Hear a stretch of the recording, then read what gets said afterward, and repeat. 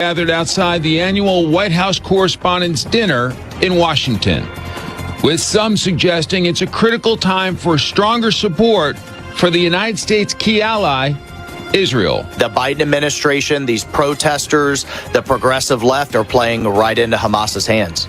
I'm Lisa Brady. Fast fashion has a lot of critics worried about human rights and the environment, but they're outnumbered by the fans.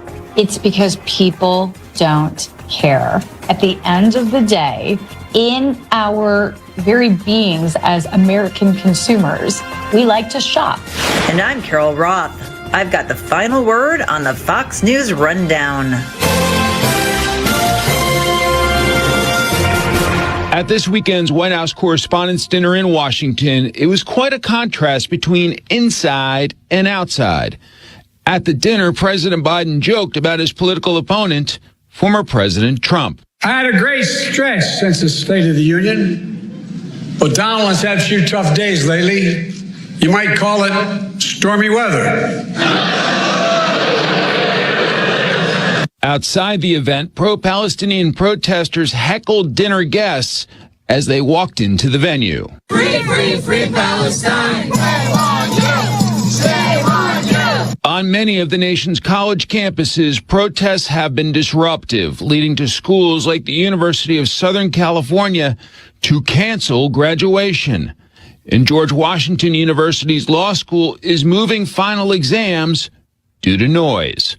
South Carolina Republican Congresswoman Nancy Mace. This isn't the kind of environment that's healthy for students, and if it means that we pull federal funding so that we're not funding with taxpayer dollars anti-Semitism on campuses, so be it. President Biden has already signed a massive foreign aid bill into law helping Israel, Ukraine, and Taiwan. But some Republicans, like Ohio Senator J.D. Vance, says the U.S. cannot give Ukraine a blank check. The argument that I'm making is quite simple. It's not that we don't admire the courageousness of the Ukrainians. We certainly do. It's that America is stretched too thin. We do not have the industrial capacity to support a war in Ukraine, a war in Israel, potentially a war in East Asia if the Chinese invade Taiwan. So America has to pick and choose. On the other side of the GOP argument, South Carolina Senator Lindsey Graham. It's one thing to talk about Ukraine over here. It's another thing to go. I challenge J.D. Vance to go to Ukraine and get a briefing from the Ukrainian military and talk to the Ukrainian people. Then tell me what you think. As many Republicans are calling on President Biden to lay out a vision when it comes to these foreign policy hotspots. I voted for the aid to our great ally Israel. We have to help Taiwan arm itself. Florida Republican Congressman Michael Waltz is a combat-decorated Green Beret. To hopefully prevent China from ever making a move on it. But I had real issue with the Ukraine package. And look, I am squarely in the camp of we have to stop Putin. But we are now in a position of pouring dozens of billions of dollars behind Biden's bad strategy. And here's what I mean by that. Well, number one, we don't know what the strategy is. We've asked him behind closed doors and classified settings, and we cannot get a straight answer from his team. What's the goal? How are we going to achieve it? And how long is that going to take? And how much money is that going to require? And literally, we cannot get a straight answer 3 years into this war. And the most frustrating part to me, Mike, was that if we would simply flood the world market with cheaper, cleaner American oil and gas, you drive down the price of oil below $50 a barrel. Putin's entire economy and war machine is in survival mode. The war is over. And, oh, by the way, you'd get Tehran and Iran, too, which are completely fossil fuel dependent economies and militaries. So, but instead, Biden has a ban on LNG.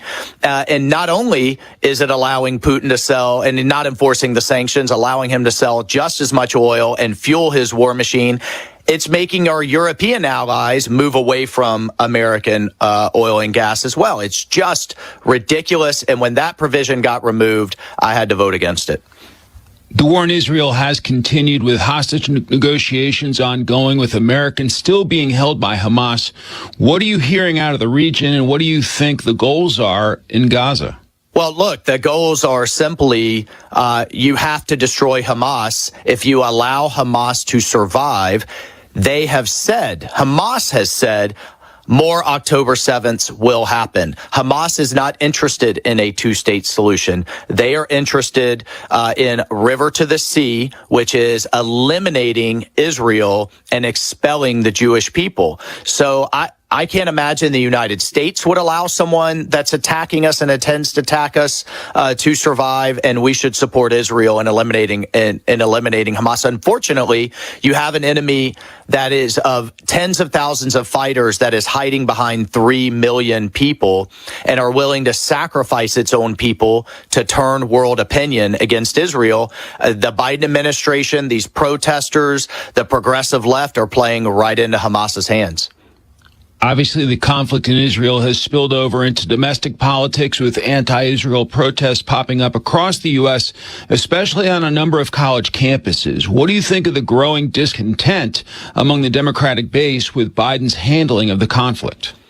Well, and what's so unfortunate is Biden's policy shift now on our greatest ally that we should be firmly standing with. And look, you can have tougher conversations in private. That's fine if you have disagreements. Sure. But in public, to basically signal to Hamas that their propaganda campaign is working by Chuck Schumer calling for regime change, by criticizing the Israelis publicly, by now talking about sanctions on the IDF, which is, again, they have a democratically elected civilian oversight of their military. Hamas is a terrorist organization, and creating this moral equivalence of that Biden has done between a brutal ISIS-like terrorist regime and our ally, I think has played right into the enemy hands. And what he's pandering to is the progressive left in Michigan. And when you have over 100,000 Democrats during a primary in the dead of Michigan winter, MIike,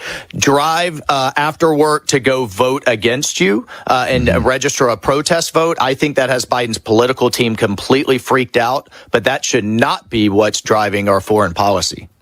I was at the White House Correspondents' Dinner over the weekend, and protesters were confronting us as we went in and as we went out, really screaming at us, which, whatever. But do you think that these protests are beginning to pose a national security threat? Well, look, we know there's coordination between Hamas and some of these groups. This is why we had to renew the 702 program with restrictions and with reforms. With 300 plus now people and millions of people pouring over our southern border, we have to be able to go after these terrorists. We have to be able to get into their communications. Sometimes you have Americans communicating with them, and that's the part where we had a lot of disagreement on how to deal with that, right? But yes, the FBI director couldn't be louder and clear that he has never seen so many threats. I wish, though, he would just drive down the street and talk to Mayorkas and tell him to close the border. But I fear, MIike, that it is only a matter of time till we have another San Bernardino, another Pulse nightclub type attack. God forbid we have another 9/11. Ukrainian President Zelensky was very appreciative of the new aid his country is receiving from the United States. In multiple interviews, he thanked the U.S. for its ongoing support.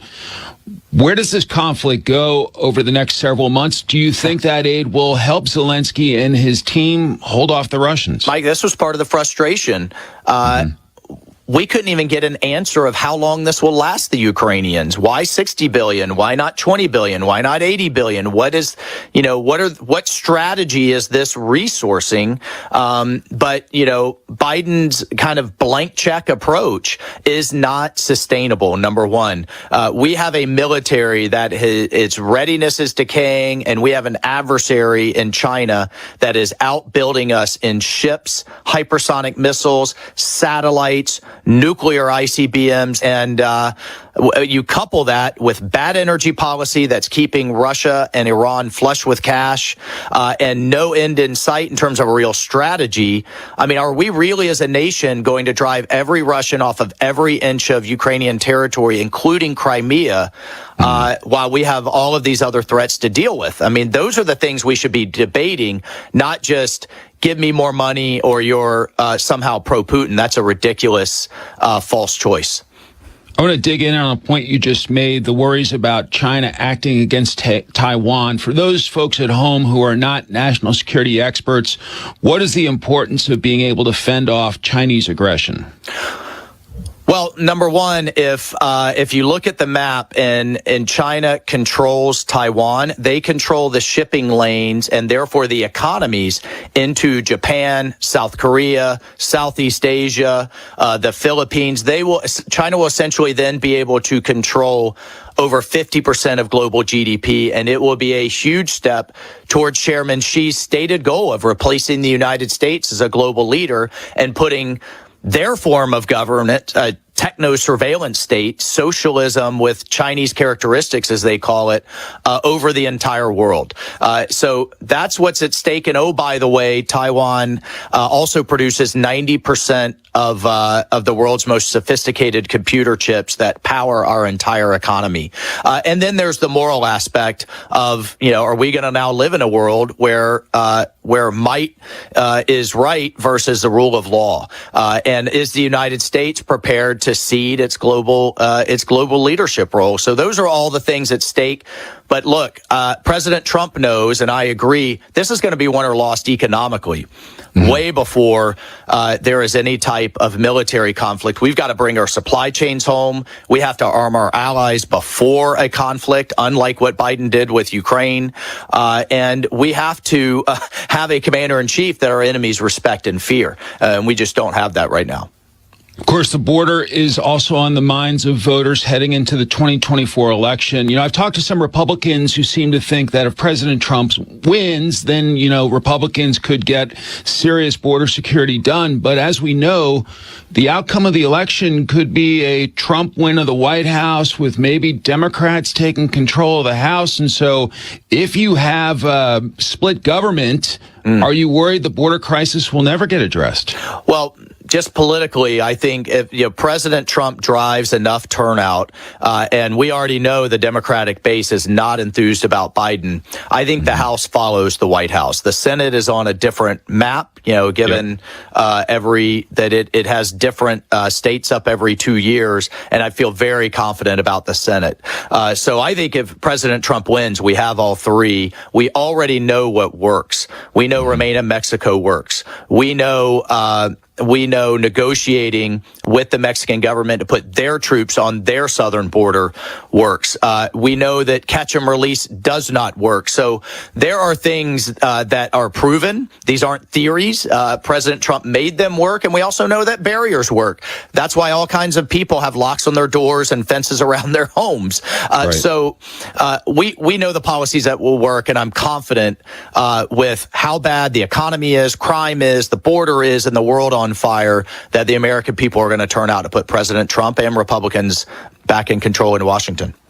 Congressman Michael Waltz of the great state of Florida, thank you for your service, as always, sir, and thank you for your time today. Have a great week. All right, thank you. This is News Talk STL at 1019, 94.1 and newstalkstl.com. Buying a home warranty is one of the best investments you can make for your home. I know firsthand, and I'm proud to say that Select Home Warranty handles my home warranty needs. So if you're worried about your air conditioning or refrigerator breaking down, your heat, your plumbing, or any other major appliance, you can count on Select Home Warranty to provide you with the peace of mind. Yes, in this day of high costs, I know that I feel better knowing that I won't have to pay large repair fees out of my pocket. Plans start at $1 per day. So call now at 877-HOME. 012 and save $200. Now, in the event your appliance breaks down, I don't want you to worry. Select Home Warranty offers same-day service for repairs, even replacement. So call now. Don't wait for one of your major appliances or systems to break down. Call 877-HOME-012. Just get a free quote. Call today and tell them Brian Kilmeade sent you. Yeah, that's me. 877-HOME-012. Save $200. Tell them Brian Kilmeade sent you. Do not wait. Save. If spring allergies keep you trapped inside, then you need Navage Nasal Care to keep you breathing clearly and enjoying all the beauties of spring. Navage helps clear nasal passages that are often clogged because of seasonal allergies. Navage gently flushes a pure, refreshing saline solution through your nasal passages to clear out congestion, sucking out that springtime pollen and other irritants trapped in your nose. Navage is available online at Navage.com or in stores at Walmart, Walgreens, CVS, Rite Aid, and Target. Navage, Navage.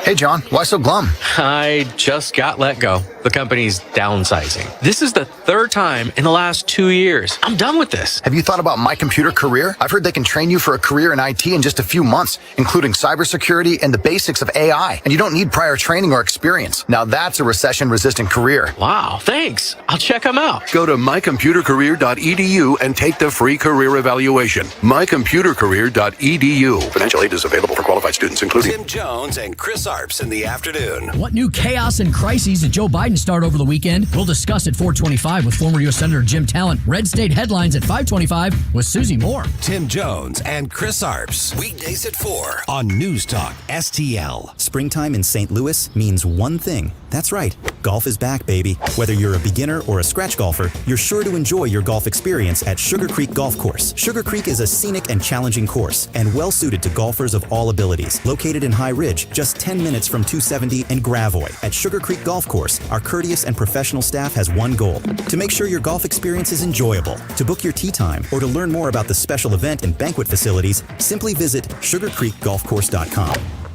Hi, I'm Jen Wallner. And I'm Rodney Wallner with the Wallner Home Selling Team at Berkshire Hathaway. Hey, Rodney, how do you sell your home for top dollar? That's easy. Call the Wallner Home Selling Team at 314-810-SOLD. What if I want a flexible commission rate? Call the Wallner Home Selling Team at 314-810-SOLD. When's the best time to sell your home? Right now. Call the Wallner Home Selling Team at 314-810-SOLD. For all your real estate needs, call the Wallner Home Selling Team at 314-810-SOLD. That's 314-810-SOLD. As spring is about to be sprung, are you in the market for new windows? Look no further than Window World. Window World, simply the best for less. Tim Jones here for Window World. Give him a call today, 314-993-1800. One of only 2 window companies in the country that carry the coveted Good Housekeeping seal of approval. Window World windows are not only durable, they offer security, beauty, and energy efficiency. 18 months, same as cash financing with approved credit. The preferred window of the St. Louis Blues. Give him a call, 314-993-1800. Check them out at windowworld.com. That's windowworld.com.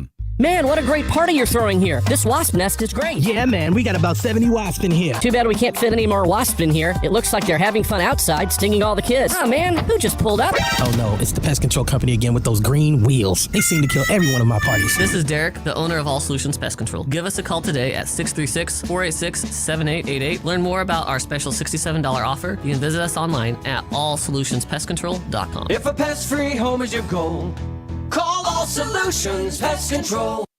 So many ways to listen to News Talk STL. Come join the conversation. Enable our Alexa skill. Hey, Alexa, play News Talk STL. Welcome to News Talk STL, conservative talk radio for St. Louis. Always streaming at newstalkstl.com or on your radio at 1019, 94.1, and 99.1 HD3.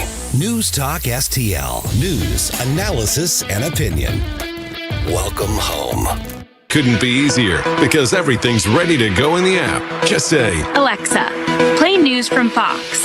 In Fox News. It's the latest when you need it on demand from Fox News and Amazon Alexa.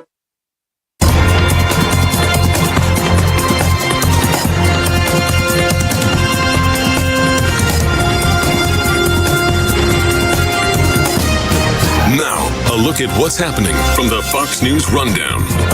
Good morning. It's Monday, April 29th. I'm Ted Lindner with the Fox News Rundown. Former President Trump's criminal hush money trial getting set to resume this week. Fox's CB Cotton with more. Banking executive Gary Farrow, the state's third witness, will return to the stand on Tuesday after he testified testified on Friday that he helped set up the bank account eventually used by former President Donald Trump's ex-lawyer, Michael Cohen, to pay Stormy Daniels in the months leading up to the 2016 presidential election and keep her quiet about an alleged sexual encounter. An encounter former President Donald Trump denies. This transaction is the crux of Manhattan DA Alvin Bragg's case, which alleges Trump hid the payment by falsifying business records. Trump has pleaded not guilty. And Israel and Hamas could soon reach an agreement that would involve the release of hostages. A new round of ceasefire talks between Israel and Hamas are expected to resume in Cairo. Hamas says it's been reviewing a new proposal from Israel. Details of the offer have not been released. Fox's Ashley Strohmeyer. I'm Ted Lindner on the Fox News Rundown.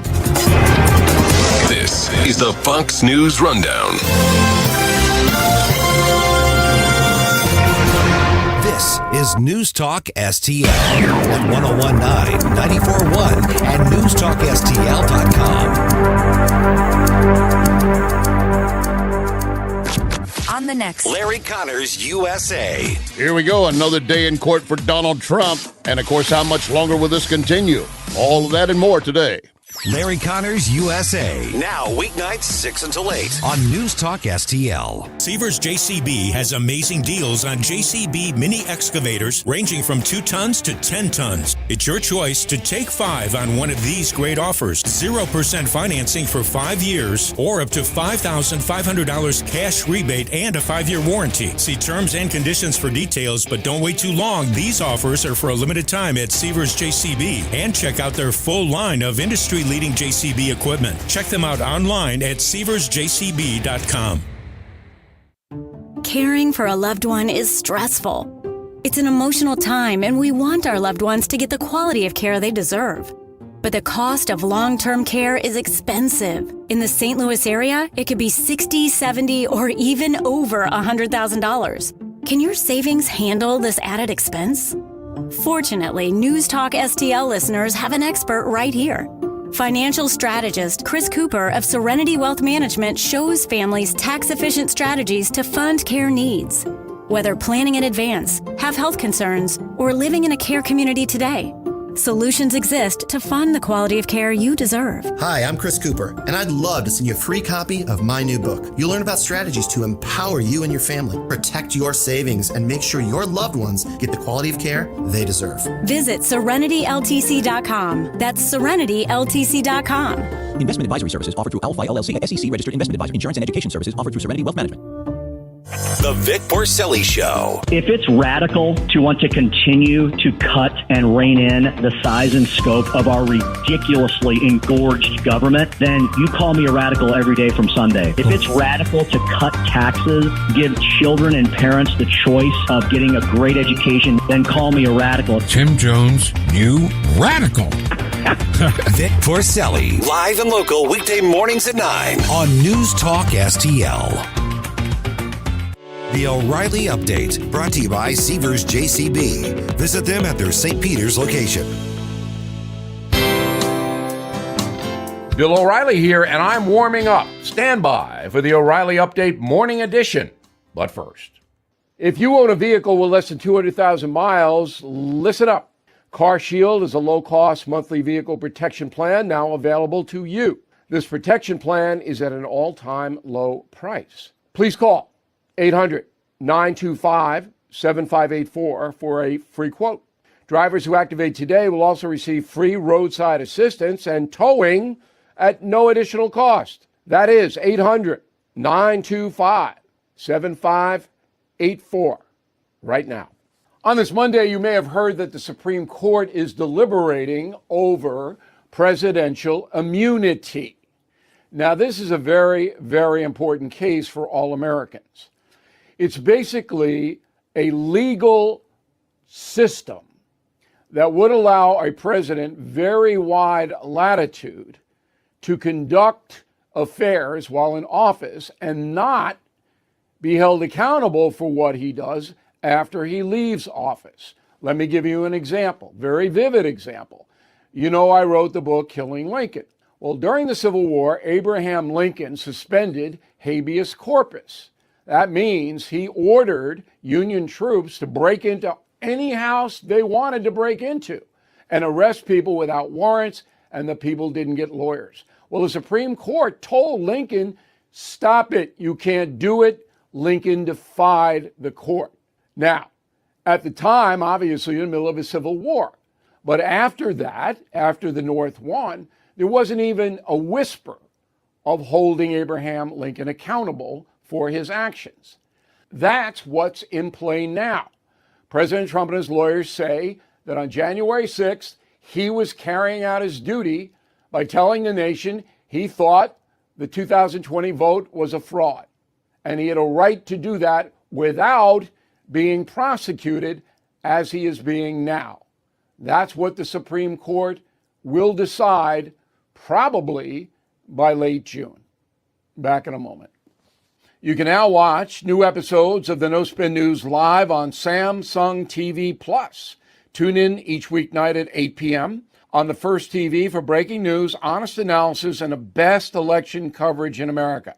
Please join me, Bill O'Reilly, at the First TV, now available on Samsung TV Plus. Start watching today on your Samsung television, Galaxy devices, or the Samsung TV Plus mobile app. Check out the No Spin News each weeknight at 8 p.m. on the First TV, Samsung TV Plus. That is the Morning O'Reilly Update. More analysis later on. From the Michael's Flooring Outlet Weather Center. After overnight storms and a few morning showers, clouds break up as we head into the afternoon. Still, could see a pop-up shower or thunderstorm this afternoon, mainly south and east of St. Louis, but it's a low chance. Highs in the mid-70s today. We cleared tonight, and with calm winds, let's watch for some fog development. Could be thick in a few spots early Tuesday, down to 56 for the low. But tomorrow's mostly sunny, fairly warm too, up to 82 Tuesday afternoon. That's your First Alert forecast. I'm meteorologist Matt Chambers. Staff Sergeant Mark Anthony Madrid. Staff Sergeant Samantha Cowell. I'm Staff Sergeant Alex Staff Sergeant William Lewis, and I am proud to defend my family and our nation. The Air Force Reserve is part of the story of this great nation. I'm grateful that I have a chance to wear the uniform of the heroes that went before me. I'm proud to be part of a team that helps make a difference in the world. Every day, men and women from communities across this nation serve as reserve citizen airmen. Even as technology evolves and changes, our commitment to defend and protect this nation remains steadfast. We celebrate those who have served and those who are proudly serving. We celebrate our proud history and look towards an exciting and uniting future. Our mission is to fly, fight, and win in air, space, and cyberspace. And I am proud to be a member. And I'm proud to serve in the United States. And I am proud to protect our country. Proud to serve in the U.S. Air Force Reserve. Whether at home or at work, you're mobile. So when you're mobile, stay mobile. Keep St. Louis's home for conservative talk with you wherever you go. Download the News Talk STL app in the App Store or at newstalkstl.com.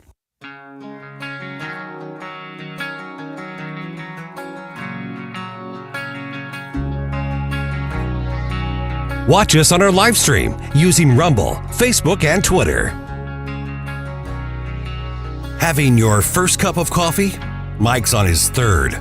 This is MIike Ferguson in the Morning on News Talk STL.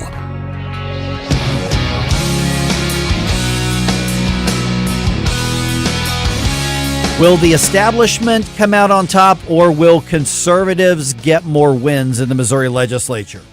Yeah, I honestly don't know the answer to that. Hey, I'm MIike Ferguson. Thanks for making News Talk STL part of your day. We've been telling you the countdown is on to the end of the session, and we've also been telling you from the beginning of the year that this is what was likely going to happen. Having a great big Republican majority does not necessarily mean we're going to get a lot of good conservative stuff done, although some things have been successful for the conservative movement in Missouri. So it's put up or shut up time for Republicans in Missouri. We're going to have an update on what's happening in the legislature just a little bit later on. More immediate right now. We visited with Steve Rupp from the Missouri Right to Life. He was in studio with us on Friday. Here's what's going on. We've got less than a week before the petition deadline is here. And what that means is the group of people who are out all over the state, hired guns, trying to get a question on our ballot to change Missouri law, to change Missouri's constitution into one of the most radical pro-abortion documents in the country. Well, they're running out of time to get those petitions. So they're upping their game. We have to up our game when it comes to reminding everybody to decline to sign. And that's what Steve was talking to us about on Friday. This is really good information. Here's what he told us. I'm trying not to sound hyperbolic, but we really have a time issue right now because we've been saying decline to sign for months now because the pro-abortion activists want to basically override Missouri's Constitution. Right. Make Missouri one of the most radically pro-abortion states when it comes to the laws in the country. I mean, literally on par with like California and Illinois. But there's a deadline coming up for them to get the signatures to put this on the ballot. And it's crucial that we let people know you don't have to sign this thing, and please let others know. Don't give in to any pressure. Right.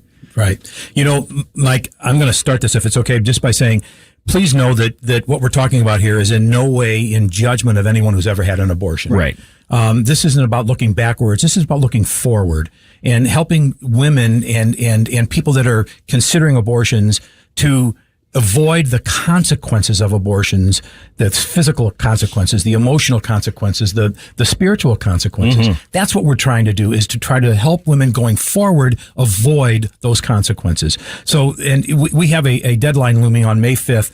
Right now what's happening is there are paid canvassers all across the state of Missouri collecting signatures. They're getting paid $35 an hour to go out and collect signatures. And the money's coming from out of state. It's coming from California. It's coming from New York. Yeah. It's coming from Washington, D.C. to change the Missouri Constitution. This is our Constitution. It's not their Constitution. And they're paying these people to come in here from all over the country to change our Constitution, to take us literally 180 degrees from where we are. We have a virtual ban on abortions in Missouri right now that was hard fought. We worked for 50 years to be able to create a ban on abortion in the state of Missouri. This would flip that completely on its ear.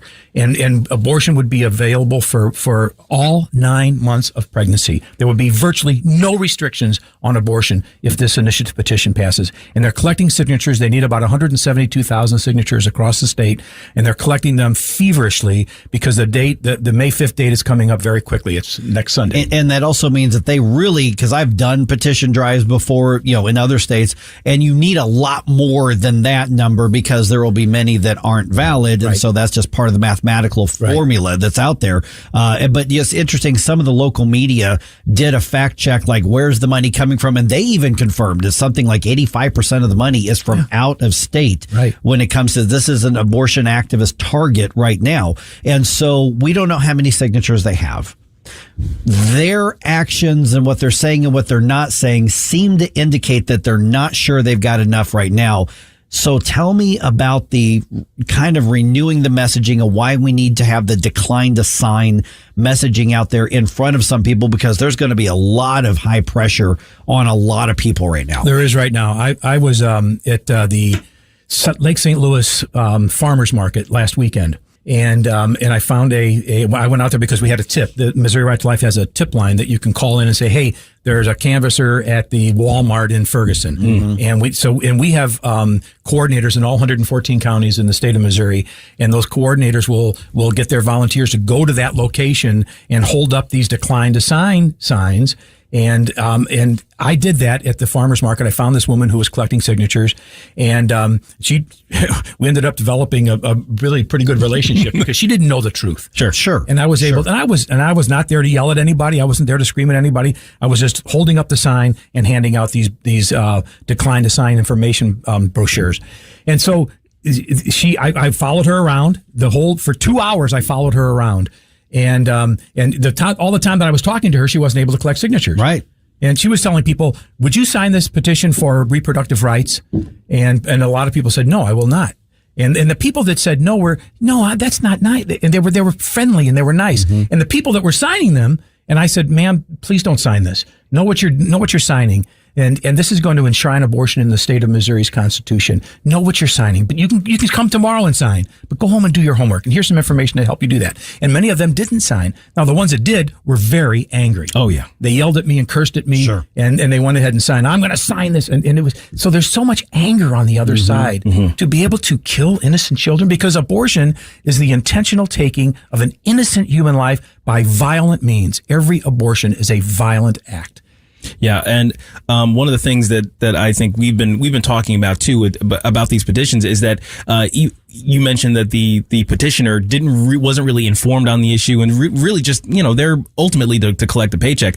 And there are others who and we've seen this in the past, who are deliberately misleading in their pitch to get people to sign. Right? We had one of our board members on a call the other day said that she came out of Mass. She was down in, I think, Springfield. She came out of Mass, and there was a petition gatherer right there on the sidewalk, right outside of Mass, saying this: if you sign this petition, it will ban abortion in the state of Missouri. Really? A bold-faced lie. Oh my gosh. And our board member said, "Hold on a minute. Let me see that petition." No. You're lying. This petition will enshrine. No. This is going to ban abortions. Yeah. And we talked to Jay Ashcroft, the Secretary of State. He said they are not held to the truth. Right. No. The burden lies on the person that's signing it, not on the person who's collecting those signatures. They can say anything they want, and they do. Right. Wow. To the tune of. See, and that's why we said early on, this year just declined to sign everything, because this is so important. There were some other petition ideas that weren't that bad out there, but we said, listen, just don't have any confusion. Petition gatherers, I mean, they're hired guns. Right. There could even be somebody, who ostensibly is pro-life personally, but they're like, I got to pay the rent. But saying that, I mean, that's probably some aspect of trolling and a particular level of hatred that's happening out there. Especially right in front of the parish. That person did not do anything illegal. Right. They were unethical, but not illegal. Right. But let me go to there. So let's say that they probably got a couple signatures like, oh, yeah, I want to ban abortion. Yep. Sure, you got it. Okay, so if somebody gets home and says, oh, my goodness, I just signed to put that on the ballot. What can they do about it? Or do they just have to live with that mistake for the rest of their lives? No, they can actually appeal to the Secretary of State to get their signature taken off of there. If they said, oh, my gosh, I signed something. I want my signature taken. How do I do that? We've got, you can go onto the Missouri Right to Life website, MissouriLife.org, and there's information on there. How do you withdraw your signature from a petition? And it's really very simple. All you have to do is have a sworn statement, and it should be notarized. It doesn't have to be notarized, but we talked to Jay Ashcroft again about this, and he said a notarized petition that you want your signature taken off of there is solid. That's a solid sworn statement versus me swearing that you are you. And that might get thrown out. So you don't have to have it notarized, but it's probably best to do that. And then you just send it to the Secretary of State. But you've got to do that before the signatures are turned in on May 5th. Okay, After so that, time is of the essence. Yes, time is of the essence. So there's going to be a flurry of activity this weekend. Yes. We know that. Yes. I mean, the 5th is, what's the 5th? Thursday, Friday, something like that, coming up here. Saturday. Or Sunday. Sunday's the 5th. Yep. Sunday the 5th. Oh, that's right, Sunday. And so this weekend, though, there's going to be a flurry of activity. There already is. Oh, my goodness. So we've got to get this word out. But like you said, you don't have to, we're not calling people to get in people's faces and argue and yell. People don't like the conflict. Right. Very simple. No, thank you. Yes. You don't have to win them over. You don't have to, but it's important that people understand what's at stake right here. And it's also important that we let others know about it. So for those who are saying, yeah, I won't sign, I don't want to get, but what's the right messaging to tell your friends, your colleagues, your coworkers, the other people in your church or wherever it is? Hey, beware of this, especially knowing that they're willing to stoop to any dishonest level whatsoever to get those signatures. Yeah, it's really just a simple decline to sign. Yeah. Just don't sign. And you said it earlier, any of the petitions, because they might be collecting signatures for this and saying, oh, this is for education. Right. Because they're not held to any standard. Protect women's health care, right? Yes. You've heard that kind of stuff, right? Yeah, exactly. And so in any event, we just say, please decline to sign. Tell your friends to decline to sign. Get on your Facebook account. Get on your email account. Send it to everybody. Please don't sign, because you're right. There's going to be a huge flurry of activity this weekend to be able to get them over the hump on the signatures that they need. Now, you mentioned a tip line also to let people know when you see a petitioner out someplace that you can call this tip line and somebody will come out with a stop abortion, decline to sign sign and be able to talk to people the way you did at that farmer's market. So what is that? What is that number? 417 888-413-4134. And Gabe has taken down the notes. We're going to publish that as well. And that's for anywhere in the state. That's a Springfield anywhere number. in the state. Yeah, anywhere in the state. This is happening in every corner of the state. What's the number again? It's 417-413-4134. I will put that in our social media. Yes, we'll publish this on our social media platform so people have that. Interestingly, the abortion industry has gotten a hold of our tip line and have called our tip line and tried to flood it with false information. Wow. Just to spread you out. And they have said some of the most vile and disgusting things that you can imagine to our our office staff that are taking these tips are hearing the most vile things that you can imagine. It's just awful. Awful. That does not surprise me though. Well, I have another hot take. This movement is demonic. And I think it's expressed in the way people if you heard some of the things that are on that line, you would say exactly the same spiritual thing. warfare. It's demonic. Yeah. Okay. So we've got a week left for the deadline. Right. The fact that I'm not saying that I'm sensing panic on the other side, but clearly there's concern on the other side because they're ramping up, which tells me they haven't hit the numbers that they wanted to hit at this point. We're making that assumption, but because of the urgency that they're showing, but we don't know. Nobody knows. We'll know on May 5th, or sometime right after that. So somebody may say, well, boy, that's a little bit of trouble to go get my thing notarized to have my signature withdrawn, but it's worth it, especially if it's that close. Yeah, you can go to the UPS store and get your thing notarized. I mean, it's very simple to get. Your next door neighbor might have a notary. Yeah. And then let's give out your all's website, MissouriLife.org. We're going to get things going with that first morning news dump of the day coming your way here in about 2 minutes and 13 seconds right here on 101.9 and 94.1 News Talk STL.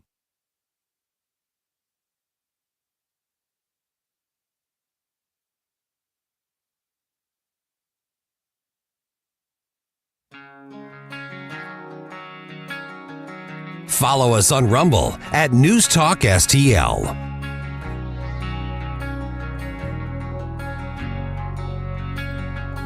Get up, St. Louis. It's MIike Ferguson in the morning. Subscribe and watch your favorite News Talk STL shows. MIike Ferguson in the morning. The Vic Porcelli Show. Columbo and Katie. Jones and Arps. Webcam streaming on Facebook, Twitter, Rumble. Subscribe and watch News Talk STL. News Talk STL is proud to have Doug Voss as part of our lineup every week. Doug has been a staple on St. Louis radio for many years as one of the leading financial experts in the area. You can hear Doug and Safe Money Radio 3 times every weekend on News Talk STL. And in case you miss anything, you can check it all out at DougVossSafeMoneyRadio.com. What else do our listeners need to know, Doug? Simply put, I focus on helping pre-retirees and retirees build, preserve, and protect retirement assets, and I've been helping my clients solve their insurance and financial needs for the past 33 years. I also strive to educate my clients on how to prepare for retirement, minimize the impact of market volatility on their assets, and deal with the challenges of increased longevity. Call me today at 844-676-SAFE. That's 844-676-7233. Doug Voss is a registered representative. Securities offered through DHL Securities, LLLP, member FINRA and SIPC.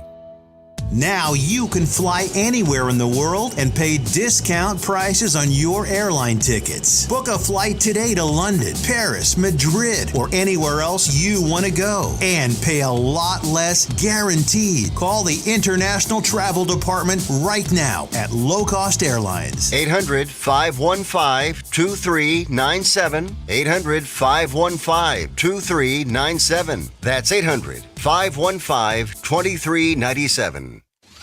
This is so stupid. St. Louis's. Okay, I'm hanging up on you now. Place to talk. News Talk STL. Hi, it's Randy Tobler here. Pour a big cup of coffee and catch my show every Saturday morning from 6 to 9. Right now, it's back to MIike Ferguson in the morning here on News Talk STL. Wake up, America. It all worked out. They got all the news. The morning news dump. All right, WashU decides that they don't want anti-Semitic bigots camping on their pretty lawn, and they actually have them arrested. Like a lot of them. Yeah. Multiple St. Louis politicians voiced their support for the bigots and, by default, for Hamas as well. And some folks from out of town, like Jill Stein and some others. Yeah. This was a mess. I'm not praising Wash U because they have a culture that brings this stuff to it, but we'll get to that. Get your thoughts on that as well. This turned out to be a much bigger deal than I thought it was going to be late last week. Also, it's official. Red light cameras are on their way back to the city, at least until the courts shut them down again. Okay. Good Lord. And it was a beatdown handed out by the Battlehawks in D.C. over the weekend. Boy, it sure was. Oh, my goodness, the Battlehawk. I don't think they'd beaten D.C. before because they were like, we got to get some unfinished business from last year and just put the smackdown on the defenders. It was a close game for maybe a half and a half. Maybe. Into the third quarter, and then the Battlehawks blew it open. They just blew it wide open because they got out to a big lead, like 14, 17-point lead, and then the defenders came back. Yeah. So, and then, the end of the game, they just kept stomping on him. Wow, that was something. All right, 5:51. I'm MIike Ferguson. That's Stel Ponticus. By the way, throughout the day, we're going to have updates on this entire Washington University protest thing. Let me know what you think. I'm watching Rumble. Gabe and Stel are going to watch the other social media platforms, or, of course, 314-912-1019. Over 100 fringe pro-Hamas activists were arrested. At least 3 police officers were hurt over the weekend at Washington University, one with what's described as a severe concussion. With the vocal support of some St. Louis city and county politicians, the activists tried to set up an encampment to protest against Israel.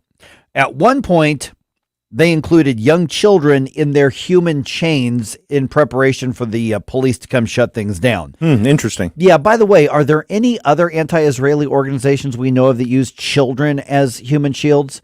Can we think of any? Like maybe Hamas, like maybe Hezbollah. Yeah, that's the mindset these people are in right now. And when these people did not leave the private property after hours of being told they had to leave, they were arrested. The left-wing extremists say all of their comrades have been released. Police and prosecutors say charges are pending. In some cases, these charges could include assault, actually. It was kind of interesting. It looked like the campus police and police in that area were already set up. I don't know if setup's the right word, but they were kind of ready for it. They were staged. Yeah. Yep. I mean, the police call it a staging to be able to move in. And it was like 4 different jurisdictions that were involved. The county police, Wash U police, Richmond Heights police. U-City, maybe? I don't know if U-City or Clayton were there, but yeah, there were several. Very, very possible that there were. Okay, speaking of Israel and Hamas, Secretary of State Antony Blinken will be in Saudi Arabia today, meeting with Arab leaders about the war in Gaza. An Israeli foreign ministry official says Blinken will then go to Israel tomorrow, and the talks are going to continue for a potential ceasefire and hostage release deal because the U.S. really wants that ceasefire, I guess, to allow Hamas to reload. I don't know. White House National Security Communications Advisor John Kirby was on This Week on ABC with an update. Hamas has not fully rejected it. They are considering this proposal on the table. If we can get that in place, then that gives you 6 weeks of peace. It gives you no fighting for 6 weeks, and that includes no fighting in Rafah. And what we're hoping is that after 6 weeks of a temporary ceasefire, we can maybe get something more enduring in place. And after 6 weeks of an enduring ceasefire, Hamas is reloaded and re-equipped and resupplied. We used to have a time in this country where we did not negotiate with terrorists. Apparently, that's completely changed. All right. Let's see here. ByteDance, which is the company that owns TikTok, says they are not going to sell the platform despite that new law that was passed. Congressman Dusty Johnson, he argues that the app presents a national security threat to the U.S., because of its association with the Chinese Communist Party. He was on Sunday Night in America on Fox, and he says, you know what? The government has a responsibility to protect us. We would never have allowed the Soviet Union to buy the Wall Street Journal, the New York Times, the CBS Evening News in the height of the Cold War, and we should not allow the Chinese Communist Party to do it today either. Okay, be careful what you're asking for, Mr. Republican there. Okay, that's a First Amendment issue, and yes, we would have allowed that because the government doesn't have the final say on who gets to say what. So be very, very careful, Republicans, what you're wishing for in this situation. Okay, a major deadline is approaching for the initiative petition process in Missouri in less than a week. We just heard from Steve Rupp from Missouri Right to Life about this. Petition signatures are due for referendum questions. That means the pro-abortion activists around the state are running out of time to get their issue on the ballot. We don't know how many signatures they have right now. If passed, this referendum they're pushing would overturn Missouri's pro-life laws and make the state as radically pro-abortion as California and Illinois. You can get more information on the Decline to Sign effort at MissouriLife.org. MissouriLife.org. And this is a crucial week. They were having like a drive-through petition signature event over the weekend. They have still not said that they've got enough signatures, so we can only assume that they're coming down to the wire. So what we're doing may be helping. And the deadline is this coming Sunday, May 5th. It is. Okay. Yes, exactly. All right. They win the series, but they fall short of the sweep. The Cardinals dropped the last game of the series with the Mets on Sunday. Final in New York was 4-2. Redbirds start a series with the Tigers in Detroit today. First pitch is at 5:40. Cardinals off and on, looked okay at times. Other times not so great against New York, but it's pretty par for the course for the season with the Cardinals right now. The offense still is not in gear. Oh, we have an offense? Well, you're right. Oh, okay. Yeah. Nolan Arenado's coming back around. A little bit, He's yes. starting to heat up a little bit. Yeah. Goldschmidt, man, we need Paul Goldschmidt to really step it up, man. There need to be about 5 guys who need to step it up. I want the old Goldie back. Mm-hmm. All right. It was the biggest beatdown the Battlehawks have ever served up. A.J. McCarron threw 2 touchdowns, including an 80-yarder to Hakeem Butler for a total of 185 passing yards. A.J. had 213 total yards. He's now passed for over 1,000 yards this season already.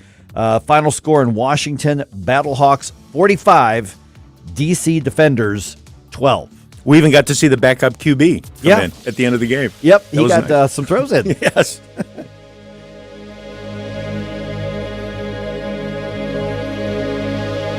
Talk radio made in St. Louis. Very excited for what you guys are doing for the St. Louis community. For St. Louis. Relevant local talk. Saying what we are thinking. This is News Talk STL. You guys are awesome. I love you. And it's a tremendous honor to be on the station. News, analysis, and opinion. Thanks for covering the local angle. Come on, people. This is America. We better open our eyes. Really local, really good. News Talk STL at 1019, 94.1, and newstalkstl.com.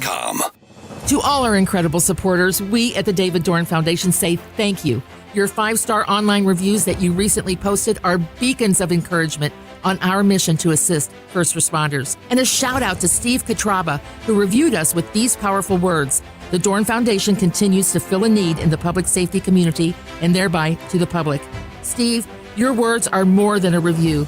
They show the impact we're making for first responders. To read more strong reviews, Google the Dorn Foundation now.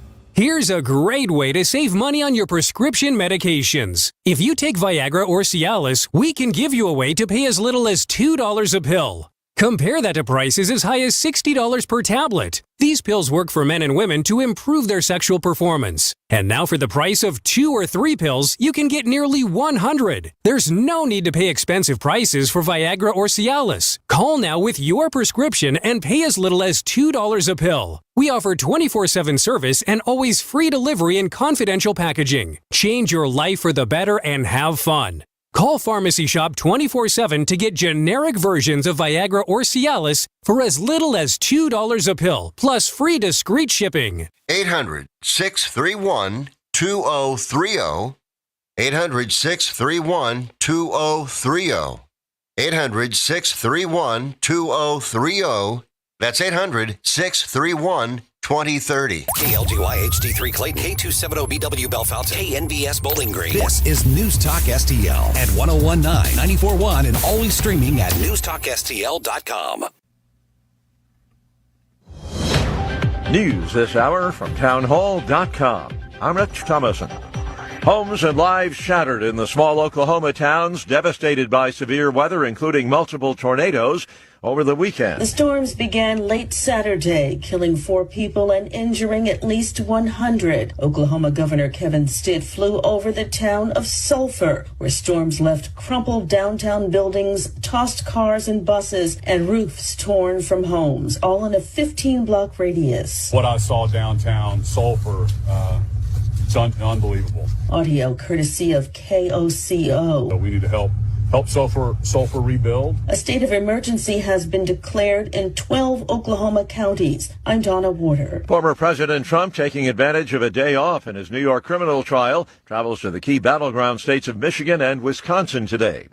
How to quell the anti-Israel unrest on so many college campuses. Senator J.D. Vance taking issue with House Speaker Mike Johnson's suggestion of calling in the National Guard. I don't know if you need to call in the National Guard. Maybe you just call in the police, right? This is often framed as a free speech debate. Everyone accepts that there are time, place, and manner restrictions. These guys have the right to peacefully protest, even if we criticize the message. They do not have the right to set up tent cities on our public spaces and turn our cities into garbage dumps. That is what I think we should not allow, and I think the police should be able to handle that job pretty easily. The Ohio Republican on Fox News Sunday. Around 275 people arrested at anti-Israel protests on college campuses over the weekend. Secretary of State Blinken is back in the Mideast. In Saudi Arabia, he'll also be visiting Israel, pushing for a ceasefire and a hostage release deal. And another container ship targeted by a suspected Houthi rebel missile attack in the Red Sea. On Wall Street this morning, the Dow futures 56 points higher. More on these stories at townhall.com. Relief Factor, pain relief that's natural, pain relief that works, and pain relief that attacks the source of the pain.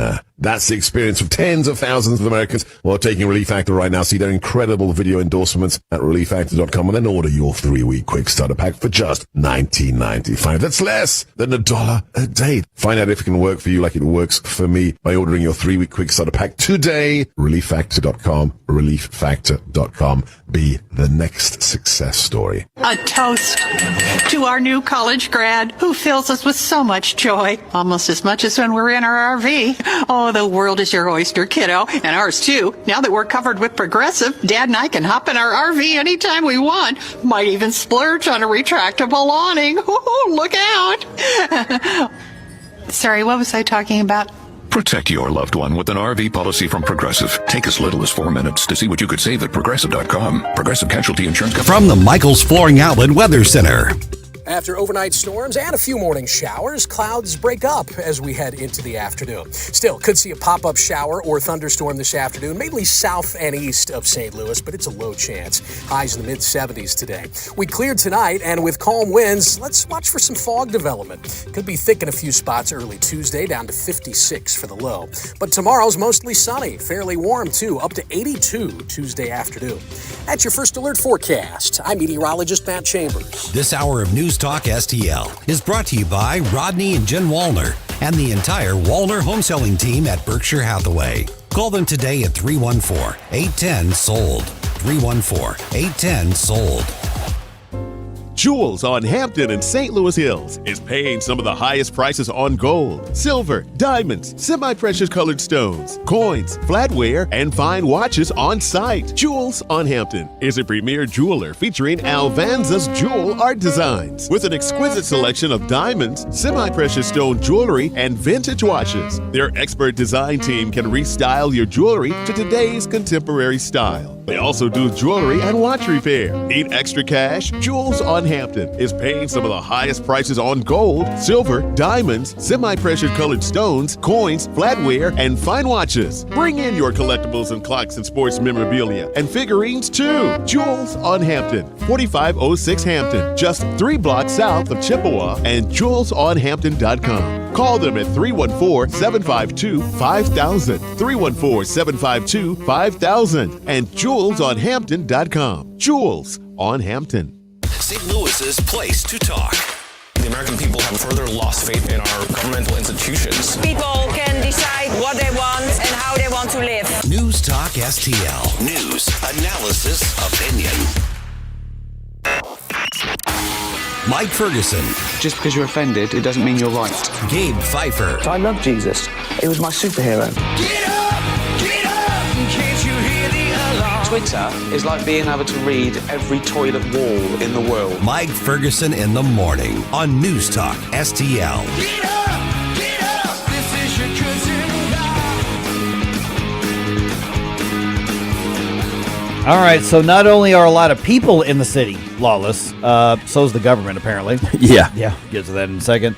By the way, News Talk STL's podcast, our on-demand listening, if you haven't already subscribed, please do so. Yeah, what are you even doing? Yeah, and that conversation that we just replayed with Steve Rupp from Missouri Right to Life, that's a good one to go find and send to your friends and your colleagues and people you go to church with and your family. Say, hey, listen to this. This is an important week. Please get the word out on Decline to Sign. Yeah, not only is it just good information, he provides a lot of info for us, but it's timely. This is of the essence. This is a moment where we actually have to, do something. We are less than a week away from that referendum signatures petition deadline in the state of Missouri. The pro-abortion side has not declared their victory. They have not put out their press release saying, we got the signatures needed. And they absolutely would if they did. Oh, yeah, they would. Yeah. So they haven't done that. Now, do they have the raw number? Probably. But the thing is you have to get about 2 times as many in order to guarantee, or at least 150% as many, because you're going to have a lot of bad signatures on there. That's just the reality of it. So they aren't declaring that they've got this yet. And they were doing like drive-through stuff, drive-through petitions and all that kind of stuff. So I think what we're doing is making a difference. So please go grab that one and send that out to everybody that embed it in your social media. Just get the word out. 6:07 right now. That's Gabe. That's Still. I'm Mike. At 6:20. Okay, did you just hear that national, in the information segment, they said about 275 arrests on college campuses over the weekend. Oh, wow. I didn't hear the total number. I'd heard 80 out of WashU. Now it was over 100. Oh, geez. Really? Okay. Yeah, it was over 100. So that was an old headline. Nationwide, there were 275, according to SRN. There's 275 arrests on college campuses over the anti-Israel, pro-Hamas, and over a third of them were in St. Louis. Wow. Yeah, so okay. 6:20. Let's talk about that. Keep our rep going nationally. Oh, good Lord. All right. Mayor Tashara Jones is very proud that red light cameras are on the way back to the city. This is an update. Oh, she's happy about the defying of the court orders, right? And unconstitutional use of technology in the city. Okay, right. Never mind that. Yeah, never mind they're illegal and unconstitutional. So she signed the law she signed the bill on late last week on Friday. So she goes out on social media, standing in front of one of the dangerous intersections and is bragging about this. Here's part of what she said. I'm proud to report that after months of negotiations, the Board of Aldermen passed a bill known as the Automated Camera Enforcement Act, and I'm proud to have signed that bill into law earlier today. This bill gives the city and the St. Louis Metropolitan Police Department a new tool to curb traffic violence in St. Louis, to hold drivers accountable and improve safety on our streets. Okay, by the way, we don't have car crashes anymore. We have traffic violence. Yes, everything is violence. Yes, exactly. And it's not a new tool, it's an old tool brought back. Right. Yeah, absolutely. And the reason that they need to bring it back is because the Missouri Supreme Court ruled them unconstitutional. They said you can't do that. Right, because there's like a constitution and a due process aspect of that. But hey, you're paying for this. Here's just another clip of what she said. This is only one of the many ways that my administration is working to improve our streets and make them safer for everyone.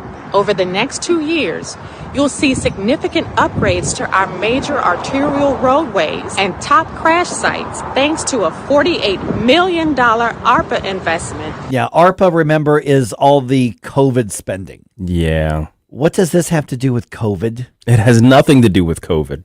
Just well, and she's pretending as though her administration is really going full bore on this public safety kick, right? Right. She's making it sound like, we're cracking down on crime. We're going to make it safer in the city. No, you're not. No. At best, you're going to violate people's constitutional rights. So the first ticket that goes out is the first one that can be challenged, and the first one that's invalid. Yep. And the Supreme Court has ruled. Yeah. I mean, it's not even. It's just no question as to the legality or constitutionality. And at one point they said, well, we think we found a way to work. No, you didn't. The structure is exactly the same. You can't, it's just unconstitutional according to the Missouri Supreme Court. all they're going to do is waste time and money, and this is nothing but play acting, which is all we get from that city government. Yeah. Now, what's interesting too is that we're talking about various constitutional rulings often, and how sometimes the ruling is, well, you can't do it that way. Right. We've talked about that with the what issue is it actually? Oh, it was the defunding Planned Parenthood. Defunding Planned Parenthood, right? It's like you can't do it that way. And now the new bill that has done so has done it in a different way, and conceivably is complying with the constitutional ruling. We'll find out. But there was no wiggle room in the ruling against the red light cameras. There's basically no way to structure it such that it complies with the Constitution. I know I've told this story on the air before here, but with Station, we've grown so much in the last couple of years. Let me just recount. When I was on a board of aldermen, here's how this worked, is at least back then, is the traffic light company came to the city and said, hey, we're going to give you the traffic lights. We're going to handle all of the sending out the tickets. And then what happens is we're just going to split the revenue with you. So no risk to you. We'll do all the cost, and then we'll just take some of the money. Yeah, to a government board, right. That sounds like, hey, free money. Exactly what that sounded like. So I'm the pesky one on the board of aldermen. I at the time was the new guy. And I'm saying, how do we get around the constitutional concerns? I go, it's just a traffic ticket. I said, but we have to rewrite our ordinances. You literally have to rewrite the ordinance to assume guilt, requiring them to prove themselves innocent. Well, it's just a traffic ticket. I went, but if it doesn't matter what it is, it's not just anything. You literally are eliminating a constitutional right to due process for anything. And, so I was one of 2 votes against it. And I lost. They put the traffic camera in, and not too long later, the Supreme Court struck it down for exactly the reasons that I was complaining about. But you know what? That City Hall got to keep some money because they had to refund whoever claimed it, and just not that many people refunded it. One of the sticks and carrots is that they said, well, you don't get a moving violation. So if a police officer sees you run through a red light, you get a ticket, and that's a moving violation. It goes reported to your insurance and reported on your license. You get the points and all that kind of thing. With the red light cameras, that none of that happens. You just get a bill for it. That doesn't get reported to your insurance. It doesn't get reported to your license or anything like that. Mm-hmm. So that's one of the ways they were trying to get around that. So this is going to be struck down. Of course it is. Maybe this year, maybe next year, but it's going to be struck down because it's blatantly illegal and unconstitutional. They just don't care. Yeah, you can't do that. Okay, real quick here, a couple minutes before we got to get to this information segment here. Over the weekend, Ron DeSantis and Donald Trump have a meeting. Oh. Their camps are trying to get them to smooth things out. Right. Ron DeSantis got beat by Donald Trump in the primary and the caucuses, ended his campaign, gave kind of a tepid is the right word. endorsement. Basically was saying, all right, conservatives take one for the team and support the Republican nominee. So in accordance with his pledge, by the way, to the RNC. Yeah, because they required that. And so they had a meeting, and everybody in the meeting is like leaking out, oh, this was really productive. They've covered a lot of ground, trying to make it sound like, excuse me, boy, they're going to be friends again. I can't imagine that. Yeah. I can't imagine it.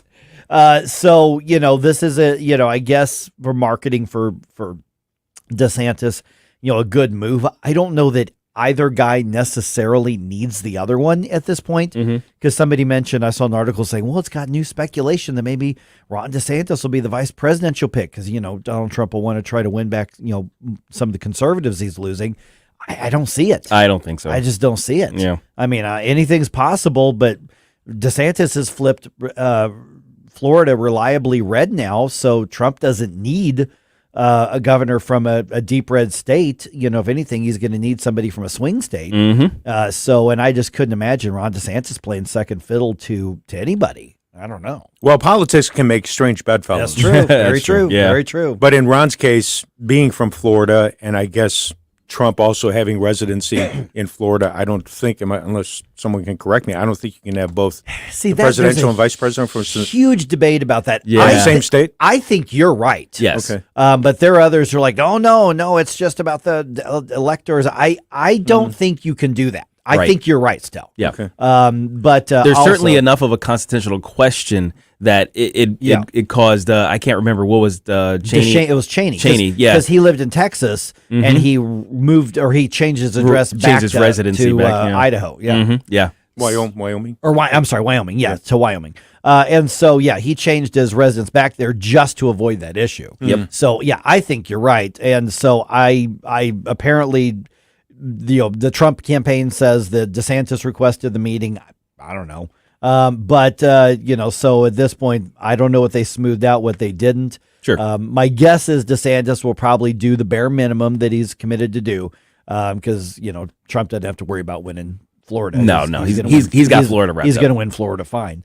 So I thought that was an interesting development. I don't know where it goes from here. I will be a little surprised if you see DeSantis hitting the campaign trail with Trump, though. Well, one thing I've seen out of the DeSantis, not just their kind of campaign, not necessarily their campaign, but his administration, is that they seem to be out ahead of issues before we're even kind of realizing that they're bubbling up. Yeah. So I'm wondering if this has anything to do with just kind of the general issue of party unity and, going into the election, he wants to make sure everything's all on the up and what have you.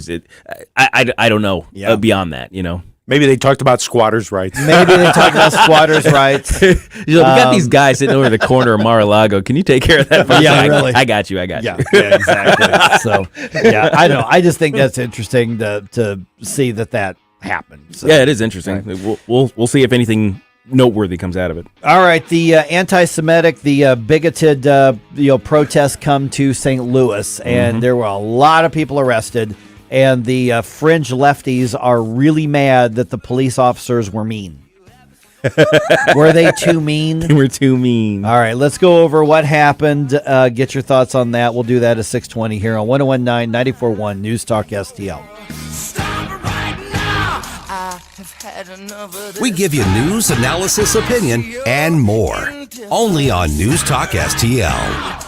You blow us off. Get up, St. Louis. It's MIike Ferguson in the morning. Get up, can't you hear the alarm? Get up. Are you fed up with paying too much for lightning-fast doctor visits with too little information? Well, I was too, and decided to create an alternative. Hi, it's Dr. Randy Tobler here, asking you to take a look at no copay, no deductible visits with me and my team. That's Body of Health Direct Primary Care. Let's face it, the system's broken. No respect for your money or your time. So learn about a better way for your primary care. Schedule your discovery call today at bodyofhealth.com. That's bodyofhealth.com, shepherding you to medical freedom.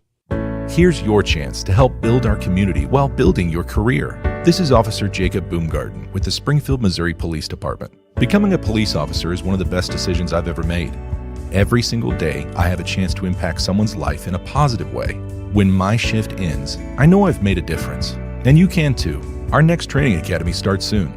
Get more information at gospd.com. That's gospd.com. Brought to you by the Springfield, Missouri Police Department. Do you owe the IRS $10,000 or more in back taxes? Are you being audited or investigated? Has the IRS sent you a letter demanding payment? You may not owe what they claim. Make this free call to the tax doctor now. Let them negotiate with the IRS on your behalf. 800-240-4586. 800-240-4586. That's 800-240-4586. This hour of MIike Ferguson in the Morning is brought to you by Stifel. Request a portfolio review from your Stifel financial advisor at stifel.com. That's STIFEL.com.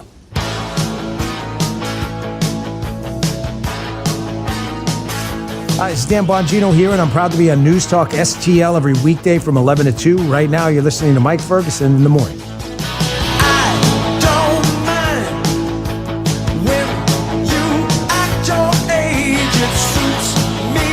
All right, over 100 arrested at WashU's anti-Israel protest.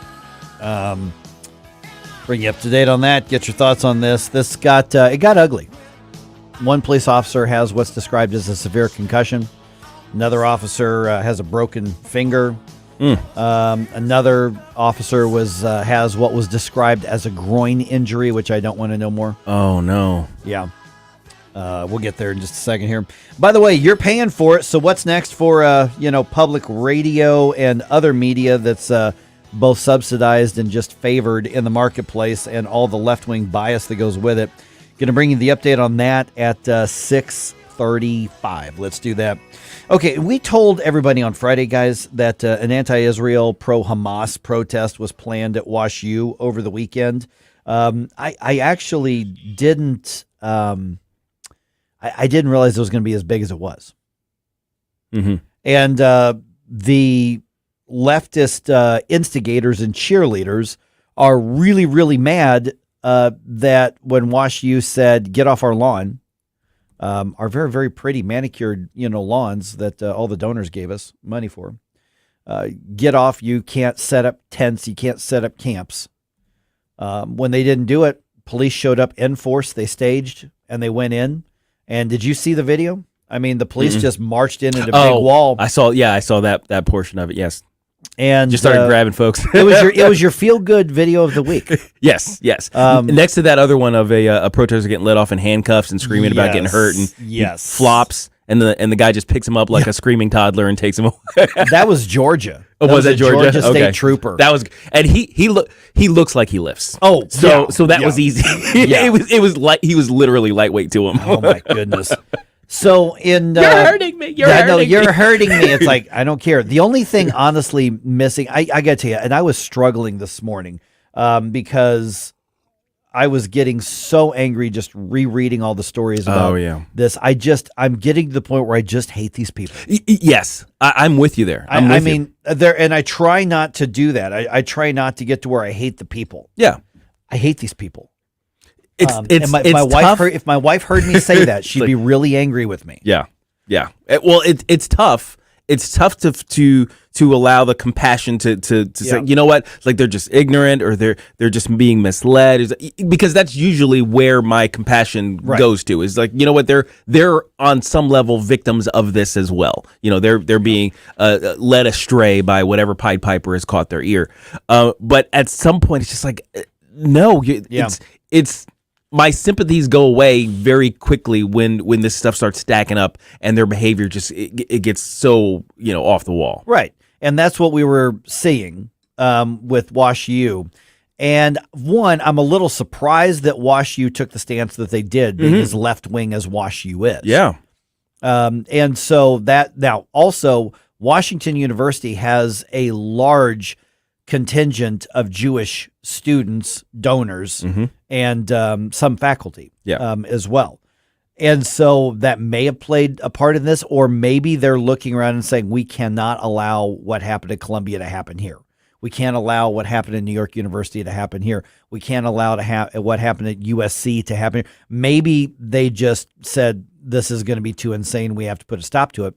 So police officers from multiple agencies went in, and when they marched in, all of these pro-terrorism activists linked up their arms and they braced themselves, thinking that they were going to withstand this. Yeah, they tried to do a little William Wallace hold, but that line. And they just went in and grabbed him. And it's funny, if you look at like the Riverfront Times or St. Louis Public Radio, and you look at all these lefty organizations, they looked for the pictures of like the students or the carpetbaggers or like with the pained look on their faces and the screams and being pushed, And I'm thinking, that's the feel good. That gives me the warm fuzzies.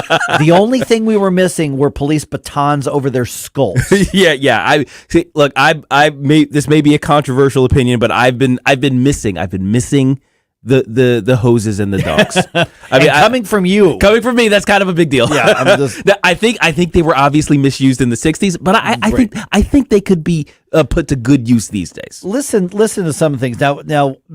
St. Louis City Board of Aldermen President Megan Green, among the most lefty of all. She's maybe farther to the left than Tashara Jones. I mean, she's there with Cori Bush.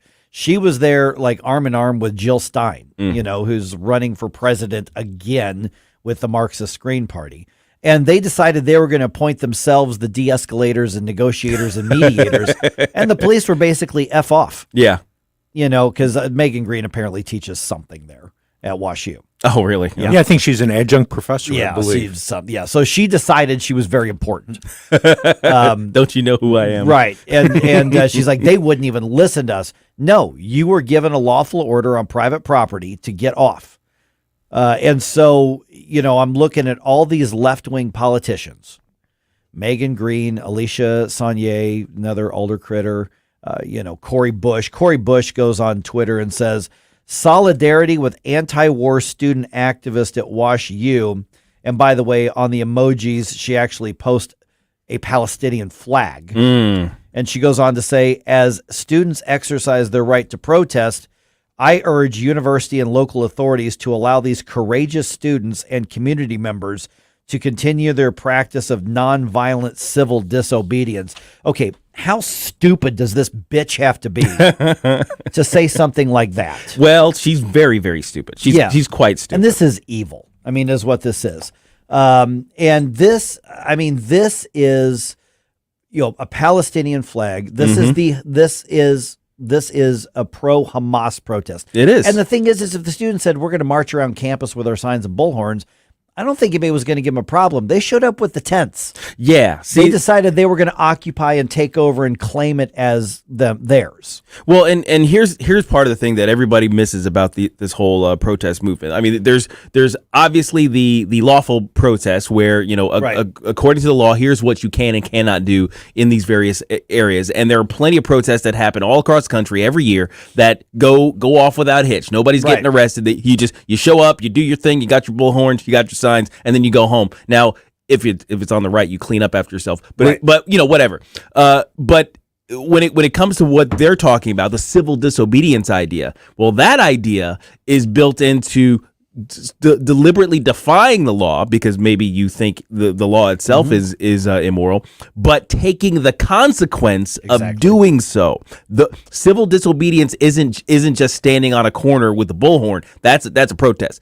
Civil disobedience maybe going into a building and laying down and doing your stupid dying thing, but then going to jail because you're trespassing. Right. And here's the thing is civil disobedience is against a government. Well, this is just trespass. Yeah. This is we're private talking property. Yeah, who are you disobeying? Well, you're disobeying the owners of the property, which is the school, and they get to tell you that they do get to tell you to leave. I actually heard a guy this weekend, and he was trying to be real coded, and how he was saying it was gross. It was just gross. He goes, "I'm not going to take a position on the hot take on the thing." He was trying to I'm going to pray for everybody, and he goes, I'm not saying there's a right or wrong opinion on this. Well, yeah, there is. There is. Yes, there is. Especially if you claim to be a Christian. So this guy, he goes on to say, he goes, we got to be more than peacekeepers. We got to be peacemakers. And Martin Luther King said, sometimes you got to be disruptive to make peace. He goes, I'll just leave it at that. Well, who's the only ones doing disruption right now? Yeah. Yeah. So this guy who claims to be a Christian, that's clear support. Clear in front of a bunch of other people, is basically trying to compare these pro-Hamas, terrorist sympathizing left-wing protesters with the civil rights movement. Yeah. And he goes, I'll just leave it at that. And it was disgusting. It was gross. Yeah, I don't like this stuff. Absolutely gross. Well, what's interesting is, their logic never extends the other way. He's like, you know what? So sometimes Israel has to crack a few heads in order to achieve the peace that they need over there, right? But nobody's going to support them when they do that. And Cori Bush saying these are anti-war protesters. No, they're not. Hamas started the war, you idiot. You moron. Yeah. I'm not even going to respect the office, you piece of garbage. Here's the thing that I'm still maintaining this, that if these people actually wanted peace, if they actually wanted the quote unquote kids to stop dying, if they actually wanted the war to end and for peace to reign in that region, they would be calling for Hamas to surrender unconditionally and give back the hostages. Right. Because that's what would actually end the war. That would not end just it like that. Not just telling Israel to stop it. That doesn't. Right. What are you doing? What sort of justice are you serving that Israel, who is simply trying to exist, has to just live with the idea that every once in a while you're going to have to sacrifice their sons and their daughters to Hamas, who gets a bee in their bonnet and wants to go rape and pillage inside their country. Yeah. All right, 314-912-1019 on Rumble. Goat Lady says, unfortunately, this is only going to keep escalating if you listen to the commies themselves. They're planning. They are fully planning another summer of revolution. She also says they don't actually care about Palestine. They're just looking for an excuse. I think she's right. Oh, yeah. I think we probably are looking at that. Real quick, though, do you think the public opinion has turned against these pro-Hamas, pro-Palestine stunts? I really hope so. I mean, the thing is, if I was already against this, obviously, but my patience has been worn thin, right? Really thin. So if they're feeling it the same way that I am, if they were maybe tepidly okay with this, maybe they've kind of come over to our side at this point. And if they just did their marches and had their rallies and had their speakers, okay, sure. I'll call you out and I'll play a clip of it, tell everybody why you're wrong, why what you're arguing for is evil, but then we have the exchange of ideas and I win because I'm right and you're wrong. Yeah, that's with this right here, this is a whole other thing. It's so clear. All right. 314-912-1019. This is 1019 94.1 News Talk STL.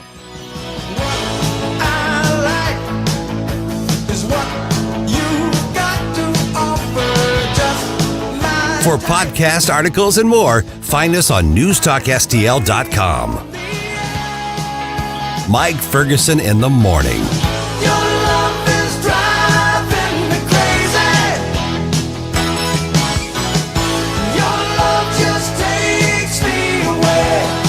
If you find yourself feeling out of place in the world, it's comforting to know conservative values haven't been abandoned everywhere. But I'm not going to turn my dial off for you guys. I really like this channel. This is News Talk STL. Welcome home. From the Michael's Flooring Outlet Weather Center. After overnight storms and a few morning showers, clouds break up as we head into the afternoon. Still, could see a pop-up shower or thunderstorm this afternoon, mainly south and east of St. Louis, but it's a low chance. Highs in the mid-70s today. We cleared tonight, and with calm winds, let's watch for some fog development. Could be thick in a few spots early Tuesday, down to 56 for the low. But tomorrow's mostly sunny, fairly warm too, up to 82 Tuesday afternoon.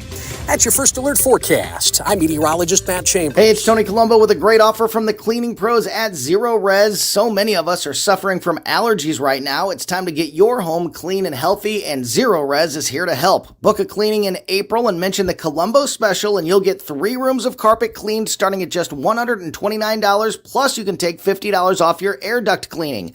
Get the jump on spring cleaning now. Just mention the Colombo special when you call 314-474-2020 or book online at ZeroResSTL.com. Looking to get a new carpet, hardwood, or tile installed quickly and efficiently in your home? Look no further than Michael's Flooring Outlet. Michael's Flooring Outlet is a family-owned and operated business with a 30-year history of offering a diverse array of high-quality options in flooring. My parents and in-laws used Michael's to rip up their old carpet and replace it, and they are both happy with the product and installation from Michael's. You can shop at one of their 3 locations in Creve Coeur, Darting Prairie, or St. Peters, or you can check them out at igotfloored.com. That's igotfloored.com. Tony Colombo here for Cadre Asset Management. A cadre is defined as a small group of people specially trained for a particular purpose or profession, and that is the role that Cadre Asset Management can play in your financial journey. Learn more about how they can help secure your financial future by following Cadre Asset Management on Facebook, or just go to cadreassetmgmt.com.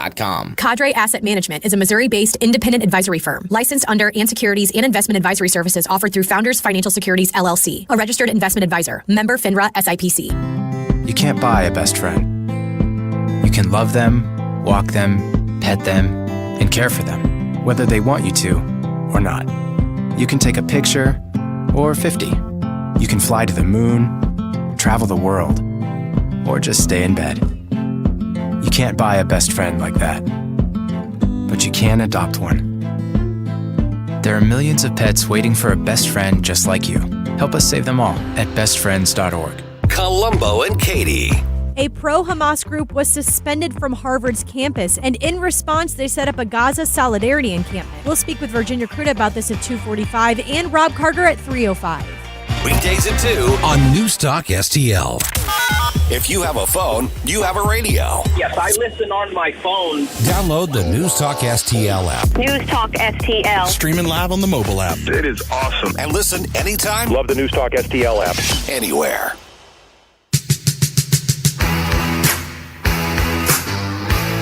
Speaker Tim Jones here. Make sure you listen to the Tim Jones and Chris Harp Show every day from 4 to 6 p.m. But right now, let's get back to our early morning media mogul, MIike Ferguson, in the morning. I saw him dancing there by the record machine. I knew he must have been about 17. Okay, over the last couple of weeks, or last really week or so, there's been the controversy surrounding NPR where one of the reporters says, hey, we've lost the trust of the American public, and it's because we're so biased. And NPR turned around and basically decided to become angry with that report and with that op-ed and responded by digging the hole even deeper for themselves. And now, of course, we're learning more about the new CEO's perspective on things. And it doesn't surprise anybody if you follow NPR. It's very far left. So here's the question. Because NPR is a national outlet, because they are so biased, does this give any hope to those who are conservative that this is getting called out? Or is it a matter of, hey, every media outlet can have whatever perspective they want? I think it's a bigger question than that. I'm now joined by Nate Hochman. He's got an interesting op-ed in the American Spectator called It's Bigger Than NPR's Catherine Mayer. And Nate, first of all, appreciate you being on the show. It's not a surprise to any of us in media that NPR is confirmed from the inside out to be far left. I mean, we know that. It's not a big surprise that the CEO is far left. That fits their culture. So why is this something that everybody should take note of or be talking about when really we've known for a long time where NPR is coming from?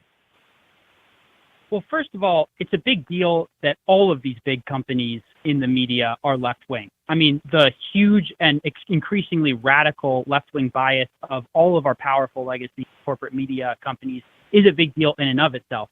The difference is that NPR is sustained by your and my and your listeners' tax dollars and has been for a very long time. So a lot of people would argue that a taxpayer-funded, government-funded media company in general is at odds with the concept of a free press and a free society. But especially when NPR is, as we have seen over the past few weeks in particular, as radical, as left-wing, and as out of touch with the vast majority of Americans as it actually is, there's simply no justification anymore for taxpayer dollars funding their salaries. And, of course, the editor who wrote that blog post called I've been at NPR for 25 years. Here's how we lost America's trust. His name was Yuri Berliner. Now, this is not a conservative guy, but he basically said, we are so bought into this culturally that other perspectives are not allowed. And I'm sure that's the case at, MSNBC, and it looks like that's going to be the case at the New York Times and all of these other places. And the point I'm hearing you make here, Nate, and I think this is a really solid one, is saying, well, if they were completely self-sustaining, if they raised their own money, fine. But the fact of the matter is, we're all paying for this, and we know that they're not just biased, they're hostile to what other people may think.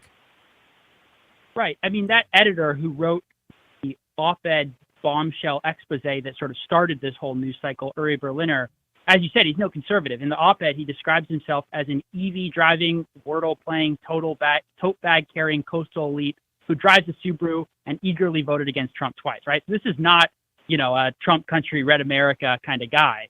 But even he, there are still in a lot of these newsrooms some sort of old school kind of Clinton liberals who still at least broadly, vaguely believe in freedom of speech and the exchange of ideas and the idea of old free press, that there should be a diversity of viewpoints, all of that stuff, which is completely anathema on the modern left.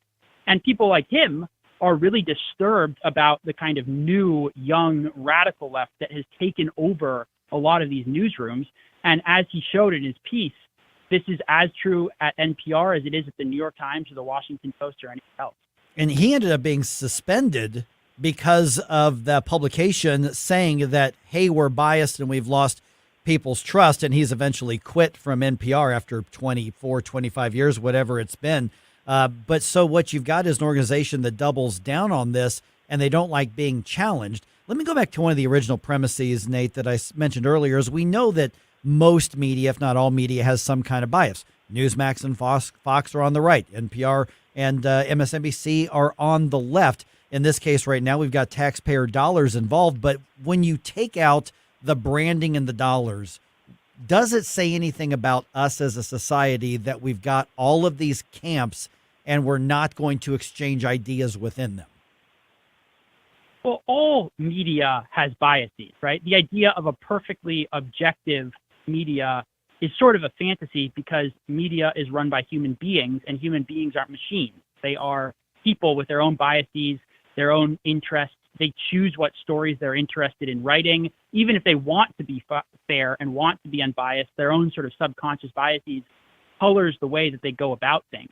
But the difference is between a good faith journalist who has their own biases and someone who sees themselves as a propagandist or an activist is that a good faith journalist at least tries to examine critical information. They at least try to get multiple perspectives in their stories and try as best they can, understanding that they might not get all the way there, to represent whatever they're writing about in a fair, objective, dispassionate way.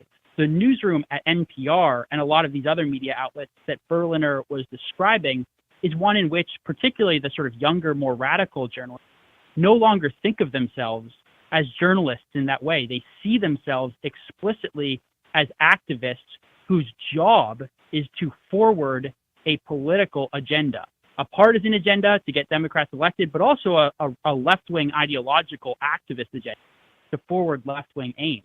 And when that happens, you no longer really have journalism in the old sense at all. You have companies that are effectively propaganda outlets that are activist groups, and that's what NPR and a lot of these other newsrooms have become. We are visiting with Nate Hochman from the American Spectator, where he wrote the article, "It's Bigger Than NPR's Catherine Mayer." So tell me why it's bigger than just Catherine Mayer, the CEO who's doubled down on this. She's taken up the mantle of this.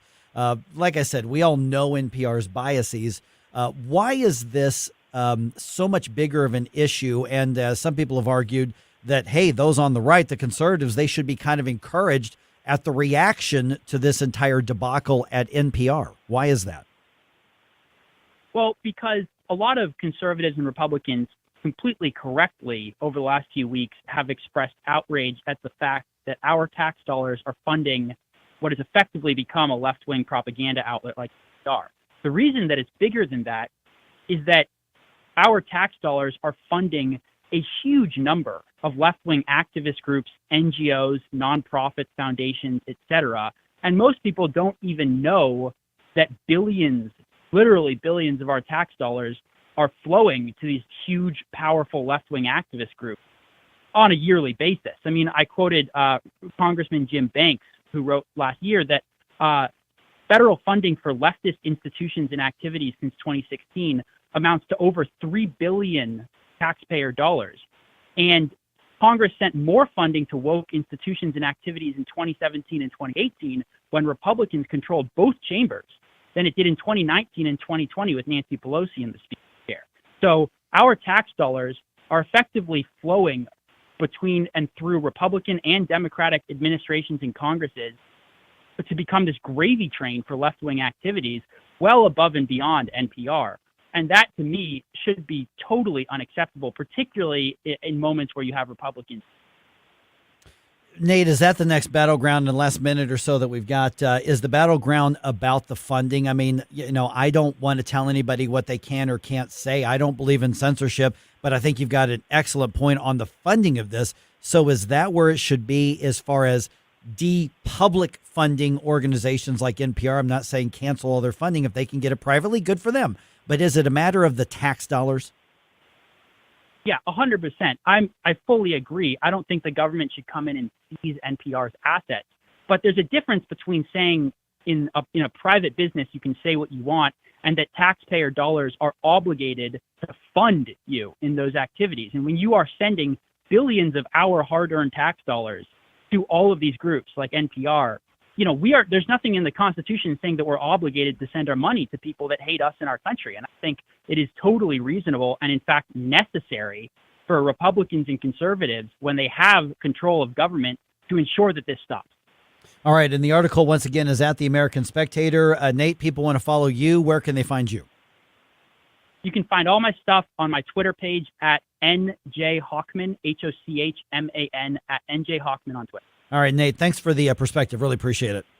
Yeah, thanks so much. Okay, I think Nate makes a really interesting point right there. I don't want to shut down NPR. Listen, that's not my objective. I don't listen to them, but I sure as hell don't want to fund them. And that's the key part. And the fact that Republicans gave them more money while Republicans controlled everything should be telling to all of us. I think that one of the litmus tests to see whether or not Republicans are actually going to be conservative and constitutional is whether or not they're going to be willing to continue to send any of our public money to NPR or any of these other funds. Now, listen, NPR would be able to raise the money to stay afloat without the tax dollars. So why are we actually spending it on there? The left doesn't need another voice in the media. They already have them all. But NPR would have to respond to the market if government got out of funding what they have to say. They would actually have to listen to what the public has to say. And in deep blue areas, they could go as crazy as they want on the left. Other areas around the country, they would be forced to reevaluate how they do their programming and how they cover things. What do you think? 314-912-1019. You think there's any hope for that? Frankly, I don't see Republicans in Congress of having enough backbone to actually stand up and say no to this. But what do you think? Let's talk about it right here on 1019 and 94.1 News Talk STL. Get up, St. Louis. It's Mike Ferguson in the morning. I saw him dancing there by the record machine. I knew he must have been about 17. He was running strong, playing my favorite song. And I could tell it would be long that he was with me, yeah, me. And I could tell it would be long that he was with me, yeah, me. Singing, I love rock and roll. So put enough time in the jukebox, baby. I love rock and roll. Because truth matters. Let's speak that truth. Because understanding matters. Let's break this down. With all that's happening. And it's happening a lot faster. What matters most is... the only question that matters here. Are you informed? Important issues that are facing this country. Depend on us. The latest events. The information you need. Here are the facts. When you need it. We always have great conversations. You guys have a great radio station. 1019 and 94.1 News Talk STL. Did you guys see the video of that tornado in Nebraska over the weekend? Oh my goodness, that thing was huge. A lot of damage was done. I don't know if very, very many people were hurt, but it just does remind you that you never know when something is going to come and do damage to your home. A lot of places, probably the houses are standing, but the shingles are gone and the windows are gone. And I can't do anything about the shingles, but if you have Window World windows, guess what? Those windows will withstand it, or they're going to come out and replace them at no cost. That's significant when it comes to your home's durability and your home's ability to protect you. And you don't think of windows as being something like that. Listen, if you've got to go and say, you know what, time to upgrade those windows, they're getting drafty, I can't open them, I can't shut them, they're just wearing out, then you run up to the home improvement store, or you call the contractor and they run up to the home improvement store and they go get you windows that they'll put in. They're generic. They say, these will probably get you, who knows, 5, 6, 7, 8, 10 years maybe. But they're eventually going to be drafty. They're eventually going to be hard to move. And they're not Window World windows. And they're going to cost more. Mike Ferguson here for Window World. Give them a call today, 314-993-1800. So not only will you have to replace them at some point, that's just inevitable. But if you go with the generics, you go with the basic ones, even a name brand one that's not Window World, you know you're not getting the best, and you know that you're going to be spending more money. Window World is simply the best for less. Window World windows, double strength glass, lifetime warranty. So even if that tornado comes in and throws a piece of wood or a piece of something and it cracks your window, even if it's strong enough to do that, that lifetime warranty applies. They're going to come out and take care of it because that's what Window World does. They're very, very proud of their customer service. They're very, very proud of their high ratings. on everything from Yelp to the Better Business Bureau because they do what's right. They don't do high pressure sales. They want to come out, show you their product, give you that no obligation, no high pressure consultation, give you a quote, and then let you decide for yourself. 314-993-1800. Over 72,000 customers in St. Louis alone over the last 20 years have Window World windows in them, and every one of them still protected by that lifetime warranty. They are, by the way, the preferred window of the St. Louis Blues. Can't go wrong with that as well. But get that free in-home estimate today. 314-993-1800. Say, Mike was talking about you on the radio. I want to know more about this because it's going to improve the energy efficiency of your home.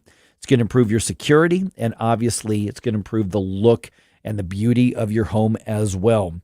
And you're going to spend less money. That's the best part.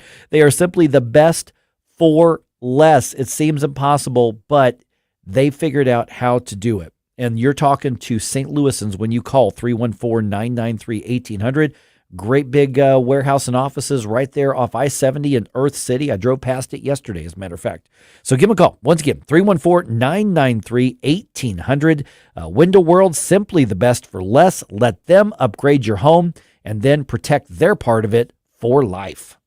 Every day, the men and women of the United States Marine Corps demonstrate their commitment to defend the American way of life. Since 1775, we have served our nation as a force in readiness. From combat operations to humanitarian assistance in every corner of the world. No matter where the mission takes us today, or wherever our country needs us tomorrow, we always remember the land we call home. As Marines, we take a stand for each other, for our nation, for us all. The few, the proud, the Marines.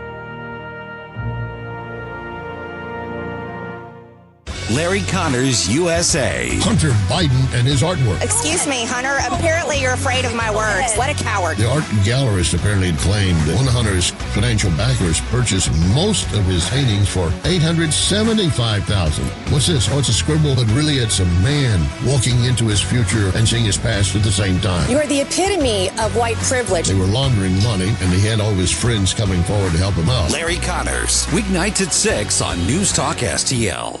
This hour of Mike Ferguson in the Morning is brought to you by Stifel. Request a portfolio review from your Stifel financial advisor at stifel.com. That's STIFEL.com. Hello, morning people. Tony Colombo and Katie Fitzpatrick here. Thanks for listening to Mike Ferguson in the Morning here on News Talk STL. And don't forget to join us today at 2 for Colombo and Katie. See you then. I can't wait forever. Even though you want me to. The Morning News Dump. Are you joking? Is this a joke? Listen, folks. The Morning News Dump. All right, Wash U decides they don't want anti-Semitic bigots camping on their pretty lawn, and they actually have them arrested. Multiple St. Louis politicians voiced their support for those bigots. Okay. Yes. We're going to talk about that here in a minute. By the way, Missouri Right to Life has a hotline to let them know where the pro-abortion petitioners are working on the Missouri side right now.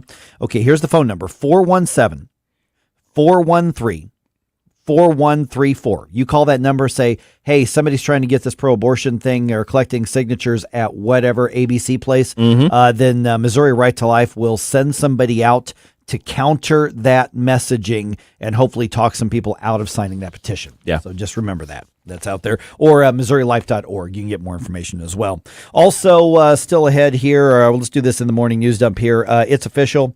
Red light cameras are on their way back to the city, at least until the courts shut them down again.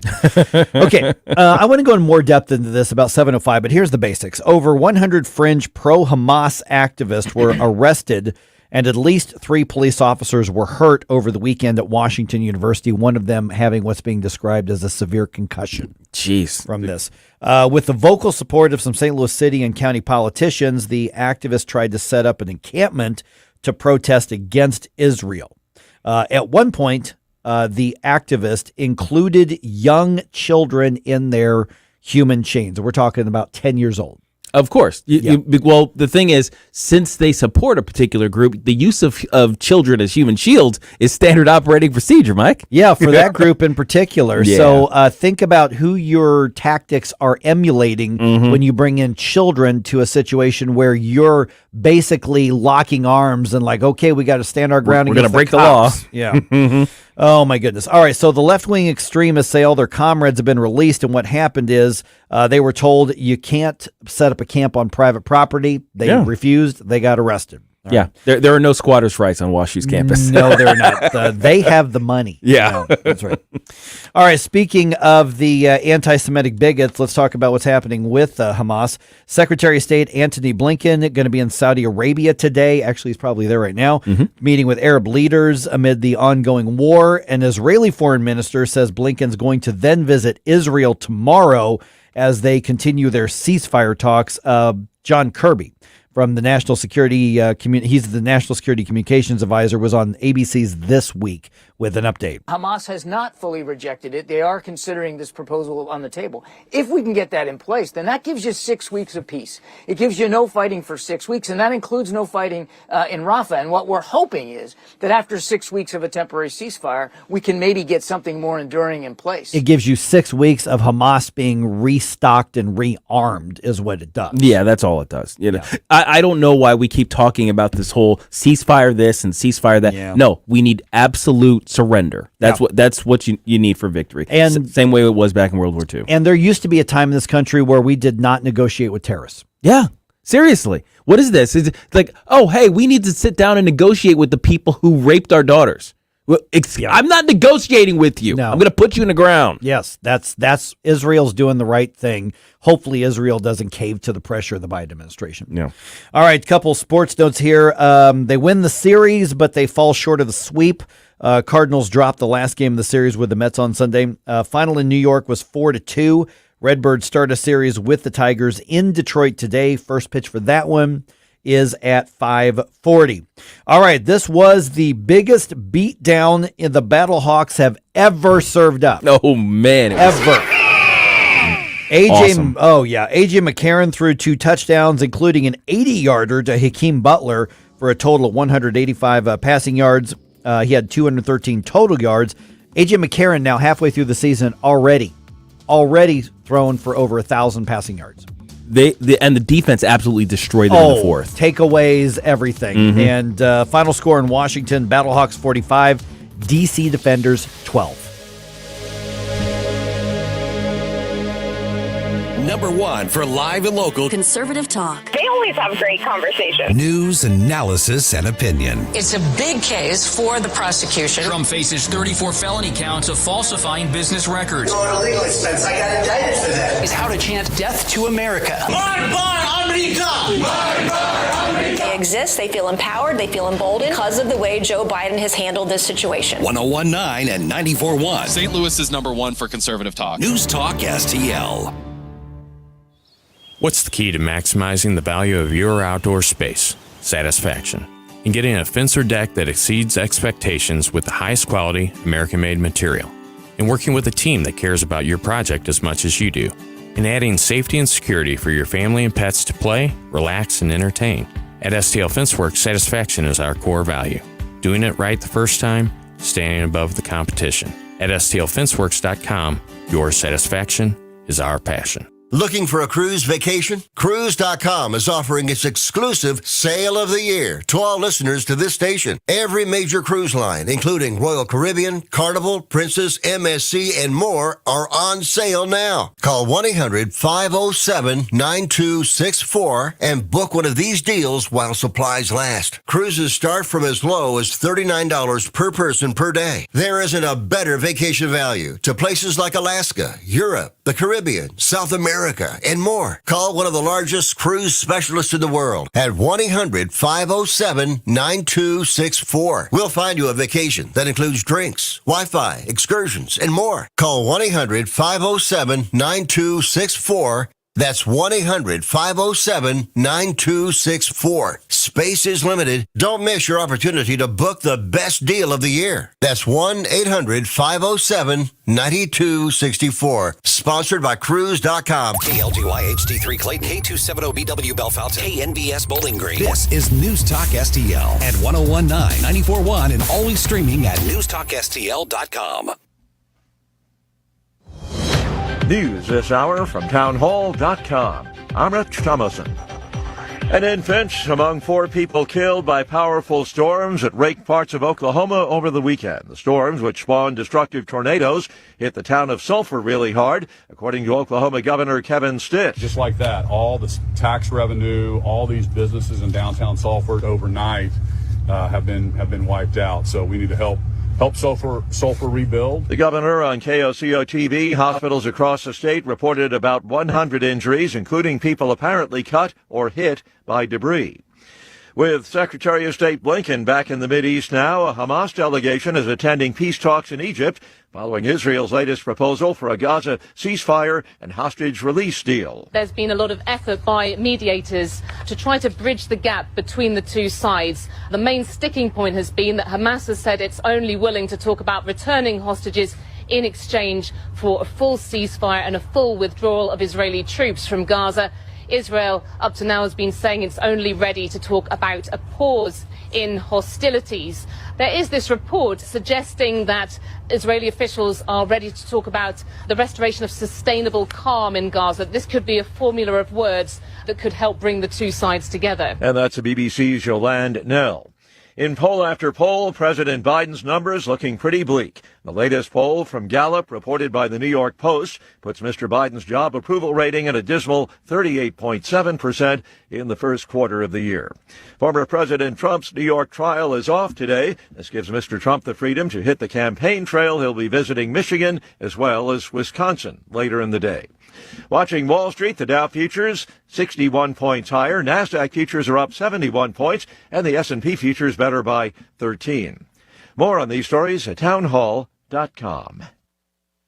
Relief Factor, pain relief that's natural, pain relief that works, and pain relief that attacks the source of the pain. That's the experience of tens of thousands of Americans who are taking Relief Factor right now. See their incredible video endorsements at relieffactor.com and then order your 3-week quick starter pack for just $19.95. That's less than $1 a day. Find out if it can work for you like it works for me by ordering your 3-week quick starter pack today. Relieffactor.com, relieffactor.com. Be the next success story. Last year's RV trip, we met a couple with the same bumper sticker. What are the odds? Your cousin isn't a good storyteller. He was a podiatrist, or was it a pharmacist? You don't say. Oh, I can't remember. But she owns an RV protected by Progressive, and you don't. So until you get your own RV, her stories are the most interesting stories you've ever heard. Wow, interesting. And when you do get your own RV, save money by bundling it with your home, auto, or other vehicles with Progressive. Oh, anesthesiologist. He was an anesthesiologist. Progressive Casualty Insurance Company, affiliates, and other insurers. From the Michael's Flooring Outlet Weather Center. After overnight storms and a few morning showers, clouds break up as we head into the afternoon. Still, could see a pop-up shower or thunderstorm this afternoon, mainly south and east of St. Louis, but it's a low chance. Highs in the mid-70s today. We cleared tonight, and with calm winds, let's watch for some fog development. Could be thick in a few spots early Tuesday, down to 56 for the low. But tomorrow's mostly sunny, fairly warm too, up to 82 Tuesday afternoon. That's your First Alert forecast. I'm meteorologist Matt Chambers. This hour of News Talk STL is brought to you by Stifel, serving investors for over 130 years. Contact your Stifel financial advisor at stifel.com. That's STIFEL.com. Do you own a timeshare? Well, face the facts. You made a mistake. You made a bad purchase. A timeshare is not an investment. It's a money pit that continues forever. If you use your timeshare, that's great. But if you don't and you want to legally get out of your contract, call my friends right now at the Timeshare Exit Hotline. They're an experienced team of lawyers who help good people like you get out of a timeshare contract that they just don't want. Don't throw away your money on maintenance fees. use it for things you really want. We can help you end your timeshare contract and stop the money drain immediately. If you're ready to move on with your timeshare, call our team right now. Cancel your timeshare now with this free call. 800-524-1641. 800-524-1641. 800-524-1641. That's 800-524-1641.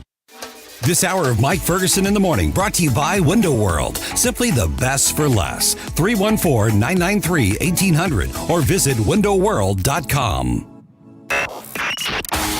Mike Ferguson. You play ball like a girl! Gabe Pfeiffer. I triple dog dare ya! Get up! Get up! Can't you hear the alarm? Get up, St. Louis. So it's time to get out of bed. Pour yourself the greatest cup of Kofifi the world has ever seen. Rise up with one voice, drain the swamp, and take back our country. Today's the day we're going to do it, and it's time to do it right now, believe me. Mike Ferguson in the Morning on News Talk STL. Get up! Get up! This is your cousin Rob. By the way, today's International Dance Day. Oh, is it really? Yes. Is it really? And we have defiled it with our coffee dance just now. I forgot that I was in a swivel chair and I was going a little crazy and I got spun around. Yeah, you got to be careful with that. And also, you got to watch for spillage. You can't get a little too much going with it. That's right. You can't spill white supremacy all over. Yeah, it's like I got to take my morning sip of. There you go. Can I explain that for just a second? Yeah, because I would say there are going to be some people who don't get the reference at this point. Because you're not getting the joke. Yeah. Okay, look, there was a kick for a while there where everybody was just constant articles about this is white supremacy and this is white supremacy, and the things could range from going to the gym to being on time to drinking milk. I am not kidding. These were all headlines that talked about those things being part of white supremacy, and then they said coffee also is part of white supremacy. So every morning I have my sip of white supremacy. Oh, goodness. All right. I was just looking at some national news, and over the weekend, there were about just under 300 arrests on college campuses with these pro-Hamas protesters. About a third of those were in St. Louis, but they were just peacefully trespassing on WashU's private property. Yeah. Why'd you get so mean, to quote the great philosopher Taylor Swift? Don't touch me. Oh, goodness. All right. By the way, still ahead here, we know that I love the critters, right? You love the critters. Oh, we all love critters in this room here. Yes. Matter of fact, my wife and I went to one of her, our good friend of ours, good friend of my wife's, a friend of mine. She had a housewarming party. She just bought a new house, and she went. It was fantastic up in St. Charles. And I was more excited that she has 3 dogs and 1 cat. And I got to play with the critters. Oh, yes. That's me at the party. It's like, is there an animal here? Yeah. I'm going to be on the floor. Sadie loved me, by the way. Okay. Now, here's the thing. I didn't think much of this Kristi Noem story. Did you hear about this? I've heard about it. I don't know what the passage is. I don't know what the context is. I got nothing except that people are mad. I kind of rolled my eyes. I'm like, okay, whatever. Well, it won't go away. The story won't go away. Okay. And Kristi Noem is like, yeah, I did it. She kind of doubled down. So okay, so now we have to talk about it. Right. So at 7:20, I'm asking, how big of a deal is it that she capped a dog 20 years ago? Okay, and I need to know context. Yeah. Well, that's the thing, is I'll give you the full context, because I didn't know it either. I mean, because to hear, and it's not even like a left versus right thing. Even people on the right are like, this is insane. This is outrage. I mean, it's like she was like looking for somebody's puppy to shoot. No, that's not what happened. I mean, now you may not think she did the right thing. I mean, that's fair. Sure. But I'm just like, all right, well, this thing isn't going away. All right. So we'll get to that. All right. Okay. So Washington University, we told you late last week that there was some kind of protest. And we even said, I'm like, I don't know what this is going to look like. I know it's going to be somewhere on WashU's campus. And so it happened on Saturday. And a lot of people turned out. Yeah. A lot of people turned out.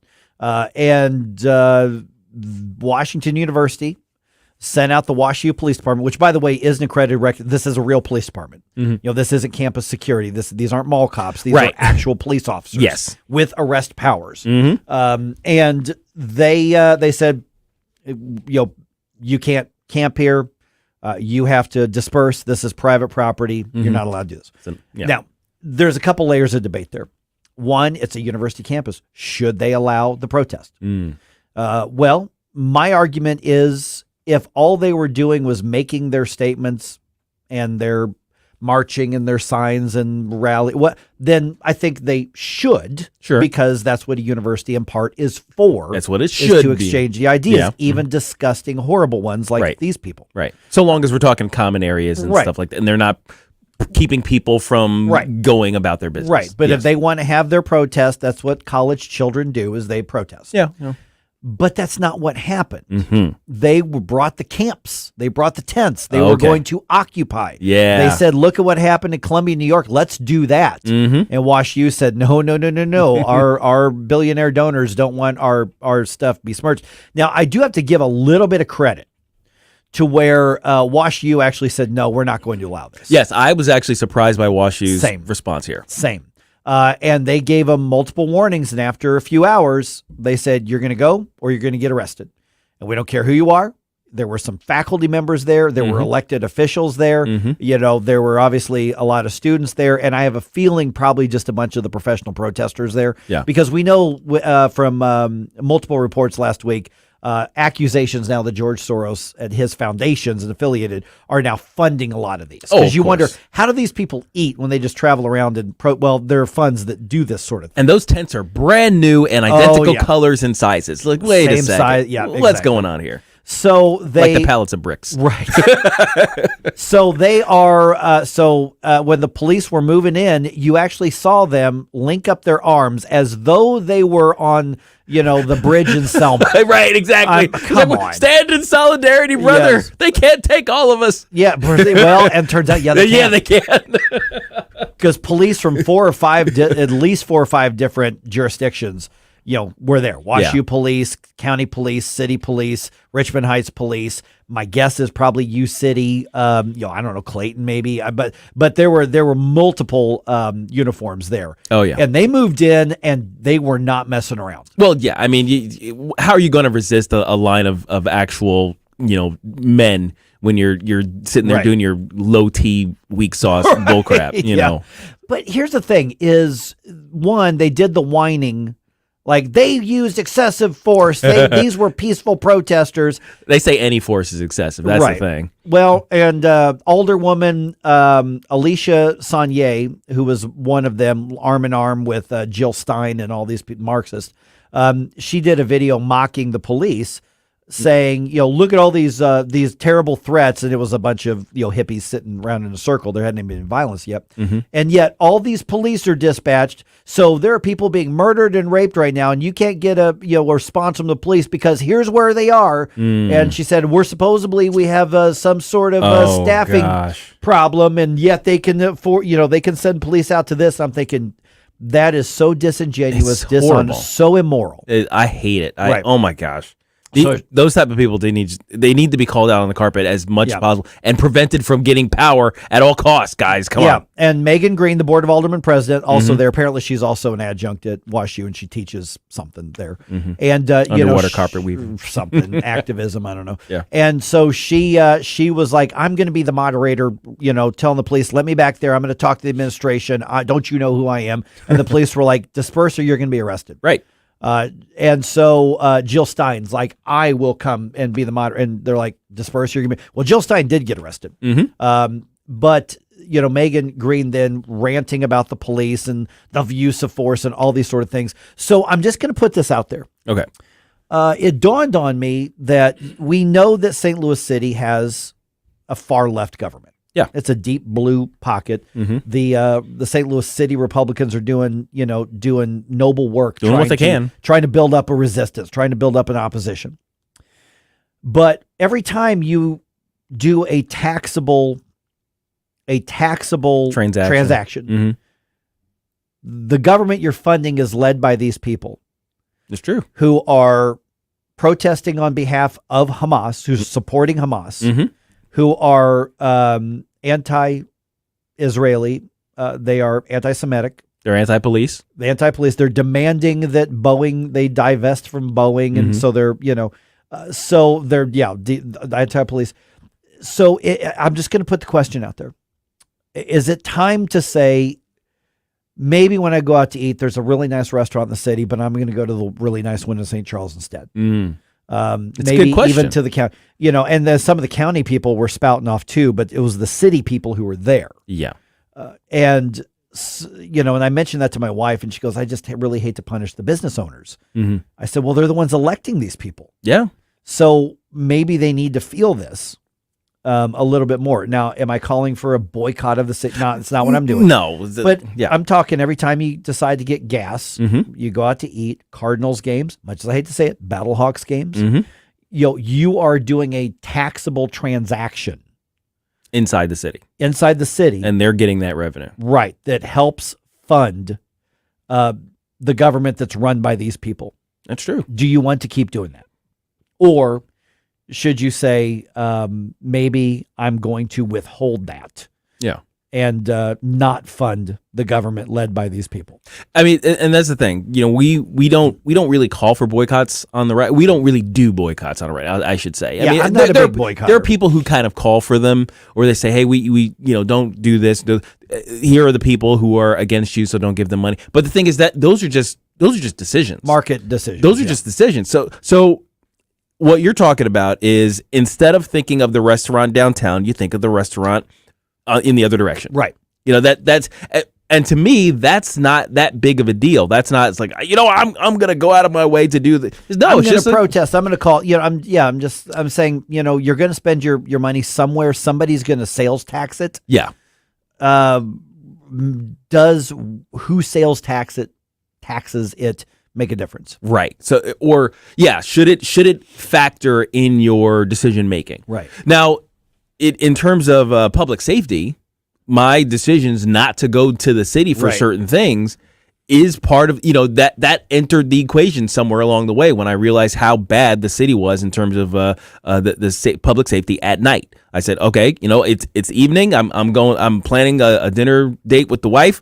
I hear that there's a great Italian restaurant over here on the hill or whatever, and it's you know what? I've heard of this other Italian restaurant across the river in St. Charles. So maybe we'll go that direction instead. Right. So it sounds like what you're saying is, in addition to the public safety thing, in addition to the distance thing, the cost thing, all these things that factor into the way we make our purchasing choices, maybe the fact that the city is hostile to everything we hold dear should come into play in that as part of that decision making. Yeah, so I think this is a conversation let's develop over the next few weeks or so, because this isn't the first thing that we've we've objected to. It won't be the last. Mm-hmm. But now we've crossed this line into blatant anti-Semitism. Mm-hmm. We've crossed this line into literally supporting a terrorist organization. Yeah. Now, to be fair, the city government is not spending any money to do this. These are just people elected to office. Right. Representing the city who are going to be doing this. And like you, when I don't go downtown at night,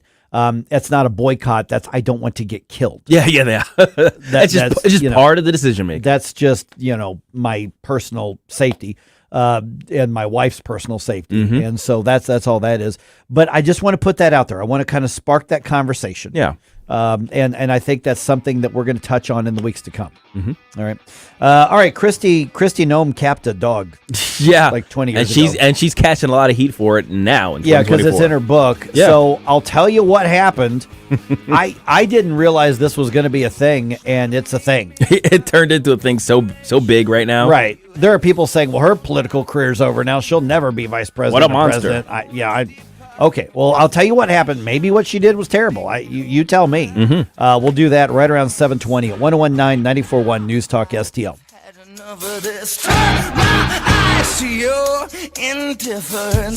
We give you news, analysis, opinion, and more.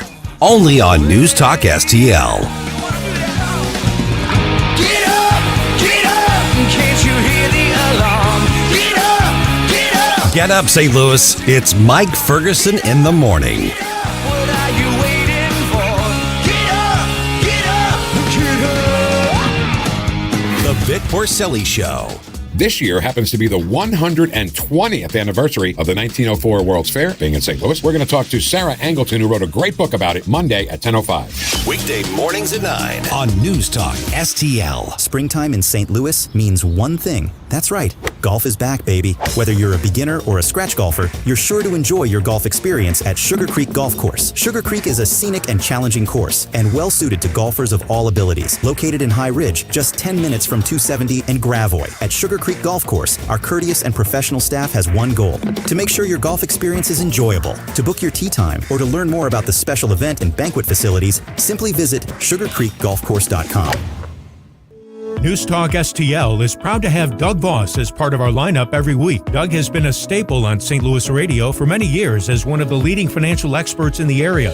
You can hear Doug and Safe Money Radio 3 times every weekend on News Talk STL. And in case you miss anything, you can check it all out at DougVossSafeMoneyRadio.com. What else do our listeners need to know, Doug? Simply put, I focus on helping pre-retirees and retirees build, preserve, and protect retirement assets, and I've been helping my clients solve their insurance and financial needs for the past 33 years. I also strive to educate my clients on how to prepare for retirement, minimize the impact of market volatility on their assets, and deal with the challenges of increased longevity. Call me today at 844-676-SAFE. That's 844-676-7233.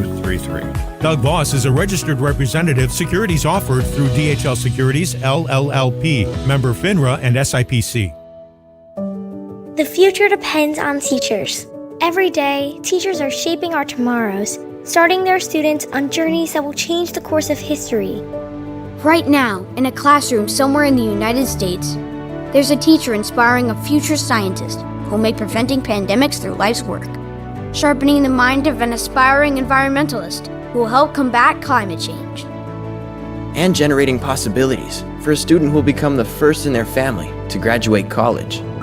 It all starts with teachers who meet challenges with creativity, who reinvent education for the future, who work towards a school system that lifts up every child, regardless of race, income, or zip code, and who enable the full potential of our students, our communities, and our country. Explore a career that leaves a legacy you can be proud of. Shape the future. Teach. If you have a phone, you have a radio. Download the News Talk STL app. Just a convenience on the phone. And listen anytime, anywhere.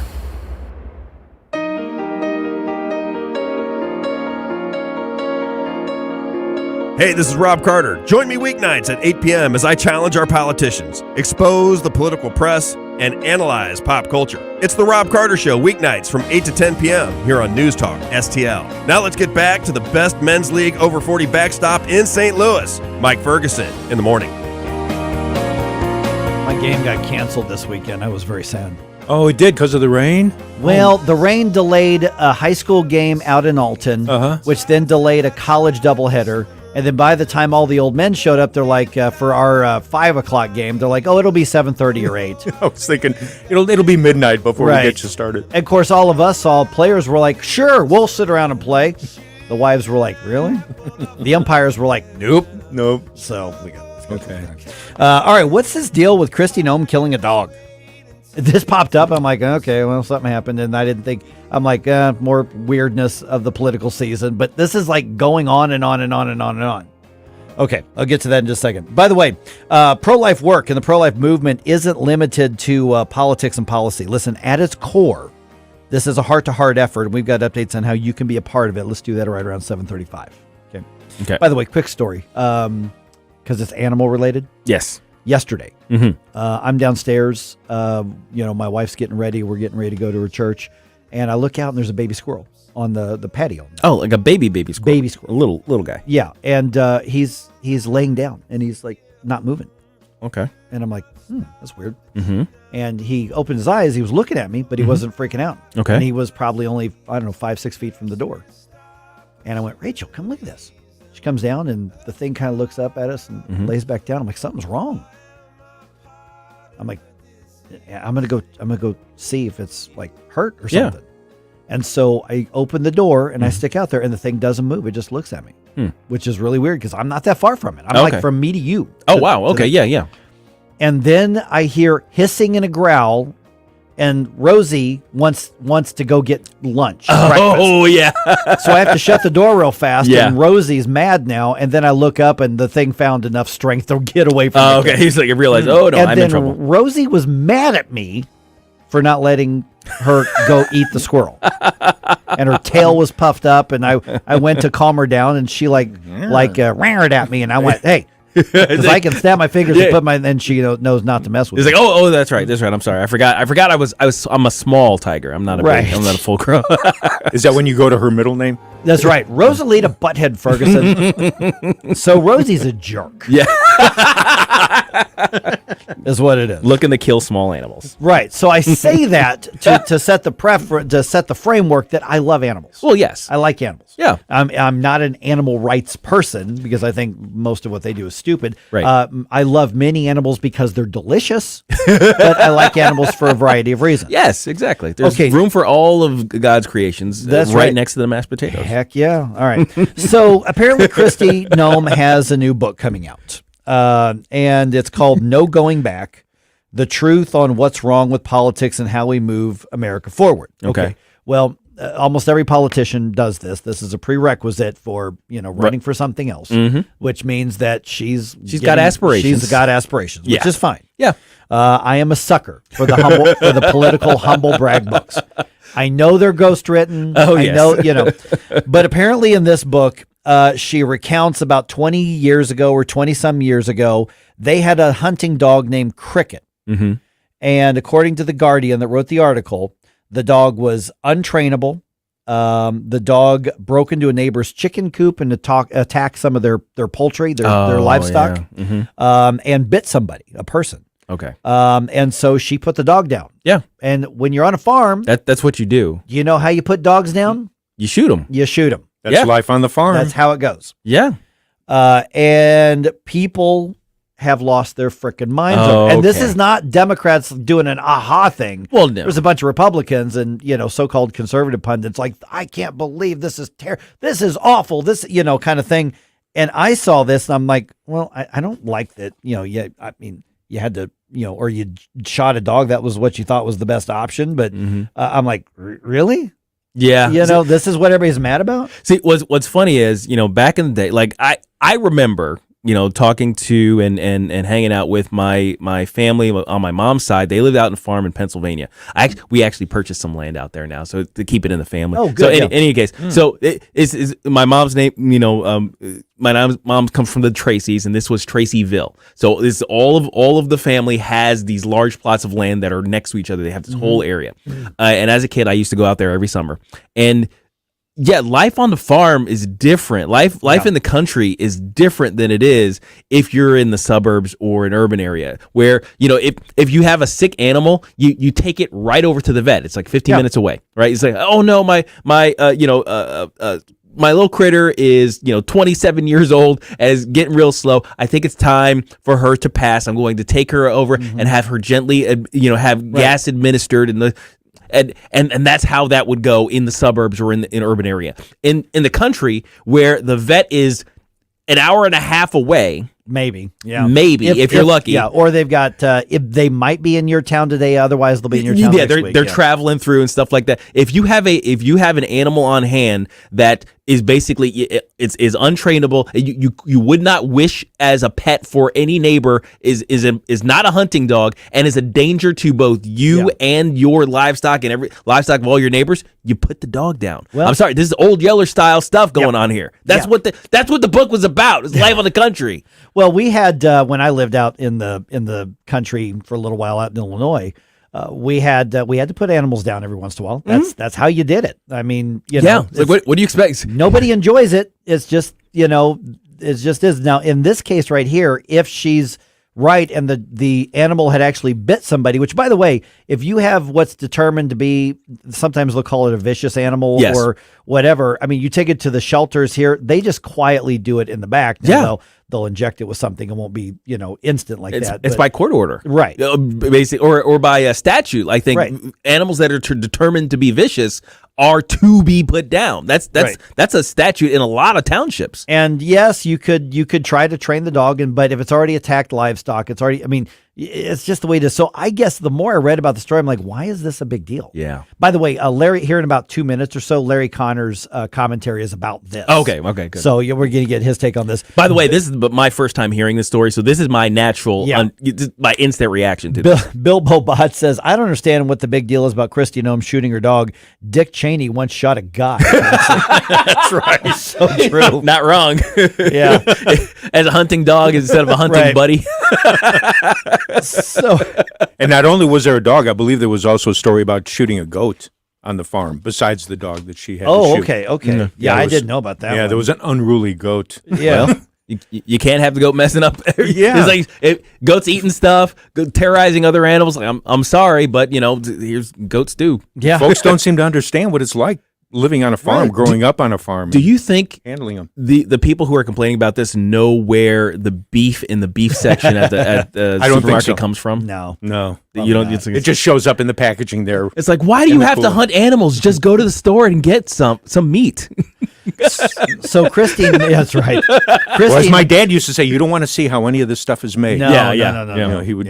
Okay, Dad. Yeah, I mean, there are people who complain about deer hunters. Listen, taste some venison and you won't complain about deer hunters, okay? Especially a nice peppered deer. Here you go. Venison. Okay, so Christy Nome responds after all this outcry over her shooting a dog 20 years ago. She says, I can understand why some people are upset about a 20-year-old story of Cricket, one of the working dogs at our ranch, in my upcoming book, No Going Back. The book is filled with many honest stories of my life, good and bad days, challenges, painful decisions, and lessons, what I learned from my years of public service, especially leading South Dakota through COVID. Boy, she really is laying it on here. Yeah. Is people are looking for leaders who are authentic, willing to learn from the past, and don't shy away from tough challenges. My hope is anyone reading this book will have an understanding that I always work to make the best decisions I can for the people in my life. The fact is, South Dakota law states that dogs who attack and kill livestock can be put down. Given that Cricket has shown aggressive behavior towards people by biting them, I decided what I did. Okay. Well, yeah. There are people like debating the law. I'm like, listen, the dog's your property. Right. And one other thing to keep in mind, and correct me if I'm wrong on this, her dad passed away at a young age for her. I think she was in her teens. Oh, I didn't know that. And she essentially had to take over the farm. Oh, wow. She might have been the oldest in the family. I'm not sure. But I remember there was something going on with a family tragedy. I think it was her dad passing away. And she was essentially responsible for directing everything on this farm after he died. That changes a little bit of the context as well. See, and that's the thing is the more I read about the story, I'm like, this is what people are mad about? It's like, well, you people Meghan are so McCain dumb. is up in arms, Well, okay. Consider that they were upset about Mitt Romney putting the dog on the roof. That was not cool. I'm like, I get that one. That was stupid. That was stupid. That was really stupid. It was stupid, but it wasn't putting a bullet in his head.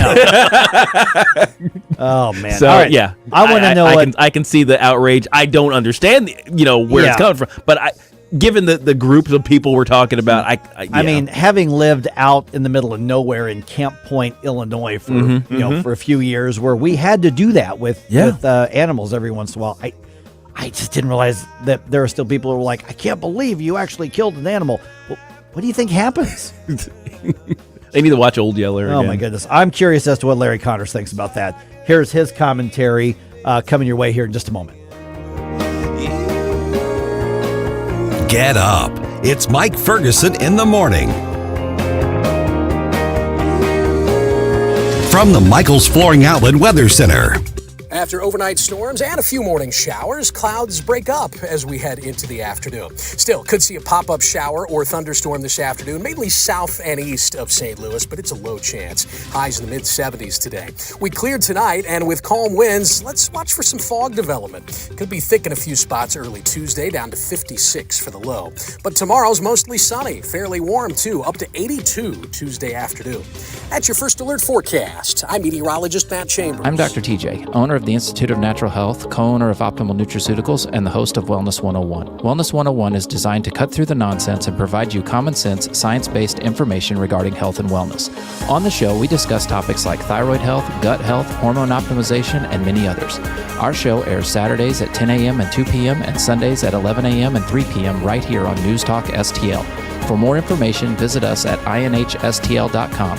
That's inhstl.com. This is Larry Connor's commentary on News Talk STL. South Dakota Governor Kristi Noem might get a lot of complaints after her new book comes out. She talks about having to put down a family dog after a hunting trip.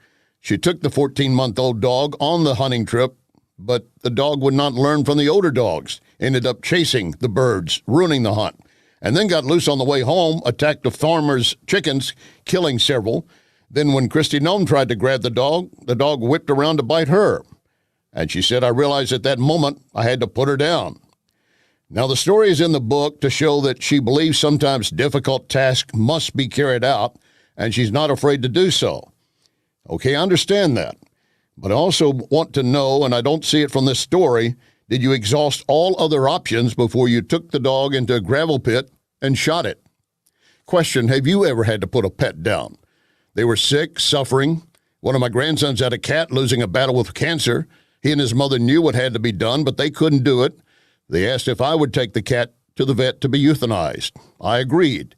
I didn't have any real connection to the cat, but I was stroking her, whispering to her as she was slowly put to sleep. And even though I didn't really know the cat, I had tears I couldn't hide. Get more Larry Connors on Larry Connors USA. Tonight at 6 on News Talk STL. Pigeons, they are everywhere, and they're very good at dive bombing freshly washed cars. Wellington Environmental reminds you those droppings are more than a nuisance. They can be a major health issue, especially massive droppings on buildings or in parking garages. So who do you call to safely clean it up? You do what many hospitals, universities, public buildings already do. You call Wellington Environmental. Wellington Environmental has been dealing with all kinds of hazards for 35 years. Special people, special skills, special equipment. Wellington gets it done. So to avoid health issues ranging from pigeon droppings to mold to chemical leaks, contact Wellington. 314-644-4930. 644-4930. WellingtonSTL.com. Wellington Environmental. Your world cleaner, better, safer. Be well with Wellington. Rhino Shield is far superior to even the best traditional exterior house paint. Rhino Shield is 8 to 10 times thicker than paint and comes with a 25-year transferable warranty. Rhino Shield is the only ceramic coating company that has been chosen by Disney, This Old House, and 3 times on HGTV's Curb Appeal, where every episode is concentrated on unpainted brick, bonds and seals to stucco, wood, hardy, block, color lock, masonite, and more. No better product for those steel aluminum-sided homes that have become, chalky and tired looking. We coat sloped and flat roofs to extend their lives too. After 15 years, we've got a great reputation and a superior product. As long as it's affordable, why wouldn't you do it? Before you make the costly mistake of painting with traditional paint, you'd be best served to call Rhino Shield today. We are the experts and our evaluations are free. 877-25-RHINO or 877-25rhino.com. Tell them, ladies. No paint, don't Rhino, go Rhino Shield. Never paint your house again. Rhino Shield. Hey, it's Katie, reminding you to subscribe to our show podcast so you never miss anything that happens here at News Talk STL. Get our podcasts every day on the show pages at newstalkstl.com or just subscribe to your favorite shows on Spotify, Apple, Google, Amazon, or anywhere else you get your podcasts. Agree. I think conservatives have it wrong. Or disagree. I couldn't agree with you more. The conversation happens here. I agree with you on Trump. I'm shaking my head. I'm one of your liberal Democratic listeners, and I don't get why any of this even matters. Because your voice matters. Everybody told him he couldn't do it, and then he did do it. That's what you got to do. You got to play hardball. So I want to hear what people think and be able to talk about it. 101.9 and 94.1 News Talk STL. Hi, it's Vic Porcelli. And Ken. Hi, Ken. Hey, Vic. Ken and I are on every Monday through Friday, 9 to 11, right here on News Talk STL. Right now, you're listening to MIike Ferguson in the morning on 101.9 and 94.1 News Talk STL. Whoosh, my morning people.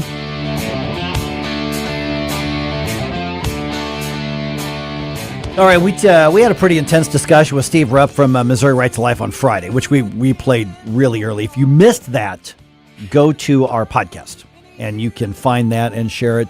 A lot of really good information as far as like the policy aspect of things, and not even so much the politics, just the policy of it, because there's this push to make Missouri as radically pro-abortion as California and Illinois.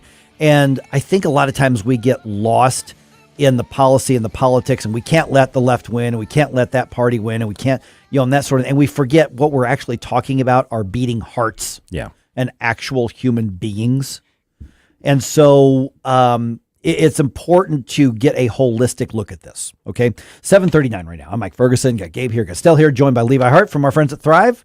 And Levi, appreciate, and I know that because I'm careful never to try to draw you into the political stuff, but these things affect lives. I mean, Thrive is easily the most effective pro-life group I think I've ever seen. And you're not a political group. Yeah. Yeah, that's true. But these things matter to us all the same, I mean, because these ballot initiatives, because we're caring for these women, for these dads as well, that are ending up in crisis pregnancy situations that are abortion vulnerable, abortion vulnerable, because almost everybody is abortion vulnerable at this point. You know what I mean? Like, I actually, not even almost, I would say everybody, considering even in the church, a lot of times it's not being talked about in the church. And even when it is, if people are in that really hard situation, and they're thinking through this just politically, or economically, I mean, they're going to be thinking through, as far as like where their morals are at, right? It's a very convenient lie to believe that this is a third form of birth control. So in our state, if it just becomes that much more of a route to go when you're scared and you're lacking resources, then it's just like, sheep to the slaughter kind of thing.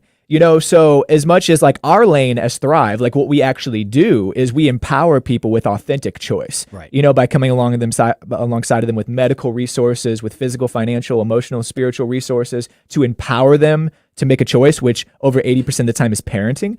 But if the law of our land is in such a way to where it's leading people towards life rather than abortion, it's going to be much easier to do that. Because like I said, a lot of people aren't thinking through, like, I'm killing a baby.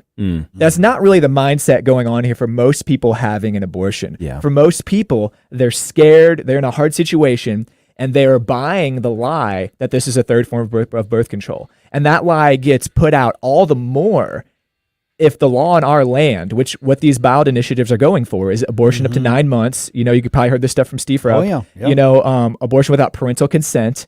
So what that does is that just makes like the broad path to destruction even wider in our state. Okay, so let me touch on where I think you're kind of coming from with that. I mean, obviously we're worried about the life of the unborn. You all take it farther to say, there's also a life of the mother after a birth too, and there's a life of a father, which I really want to get into as well. But when you talk about the wide path to destruction, that's a biblical reference for those who may wonder what the terminology was. But we're really talking about a societal thing. So we talk about, for instance, this effort to change Missouri's constitution to essentially encourage abortion, put no roadblocks, nothing to slow down. As radical as California, as radical as Illinois, as radical as don't need any licenses. Right. It's wild. And you're talking about an effect on an entire society as well. So this isn't just about this one issue. So when we're talking about heart to heart, we're talking about everybody's hearts, not just the most vulnerable beating ones in the womb. Yeah, I agree, Mike. Before, so I became a Christian, started following Jesus 15 years ago. And before that, I had an abortion with my girlfriend. And it's taken years to recover from that, and ironically, like I got saved, started following the Lord 9 months after the abortion. And then it occurred to me what had happened, and at the time, like I said, I wasn't thinking about killing a baby. Sure. You don't mind me asking, how old were you at the time? So I was 19. Okay. Maybe 18 when she was pregnant, or like first got pregnant. And it's taken years to recover from that. Like, I mean, I've been at Thrive for 4 years, and it was only within the last 2 years that I did things like name the child, had a memorial service with my best friend. Like, I mean, cried tears, wrote this girl a letter, because people don't realize. I mean, you could just go on Google. Any listeners right now, don't just take our word for it. Go on Google and just type in post-abortive stories. Every now and again, you're going to get the person that, is just like they're living, that they don't want to address their guilt. So they'll say things like, I'm so glad I had an abortion. Having parties and stuff. Yeah. But a lot of times what you're going to hear is some really hard stories. You really, really are. People just living in regret, not realizing what they were getting into. Especially for the men, it can get really vague. But then besides that side of it, we're empowering people to parent. So, I mean, there's some crazy statistics out there. I forget exactly how they go, but like if you take like someone's, if you just do like a survey, after someone has an abortion, typically like within the first year, they're going to be glad they made that decision. Maybe for 6 months, but it was like over 80%. Where if you go like 5 years down the line, most of them regret their decision. Or on the flip side, rather, say those who are thinking about having, I think it may actually be more along these lines. Someone who's thinking about having an abortion, but then they didn't. And at first they're thinking like, oh man, that would have been easier. But then later down the line, all of them almost are like, boy, I'm glad I didn't do that. Right. Yeah. Because it would make sense. I mean, you have a child. You're looking at the living being. Not glad I aborted you. Yeah. And that's one of the things that I love about Thrive is that you guys deal with, not just kind of the policy issue as it pertains to keeping the baby alive, essentially, is encouraging women to not kill their children, but also to wrap your arms around the women in these situations and the men now, with your new initiatives.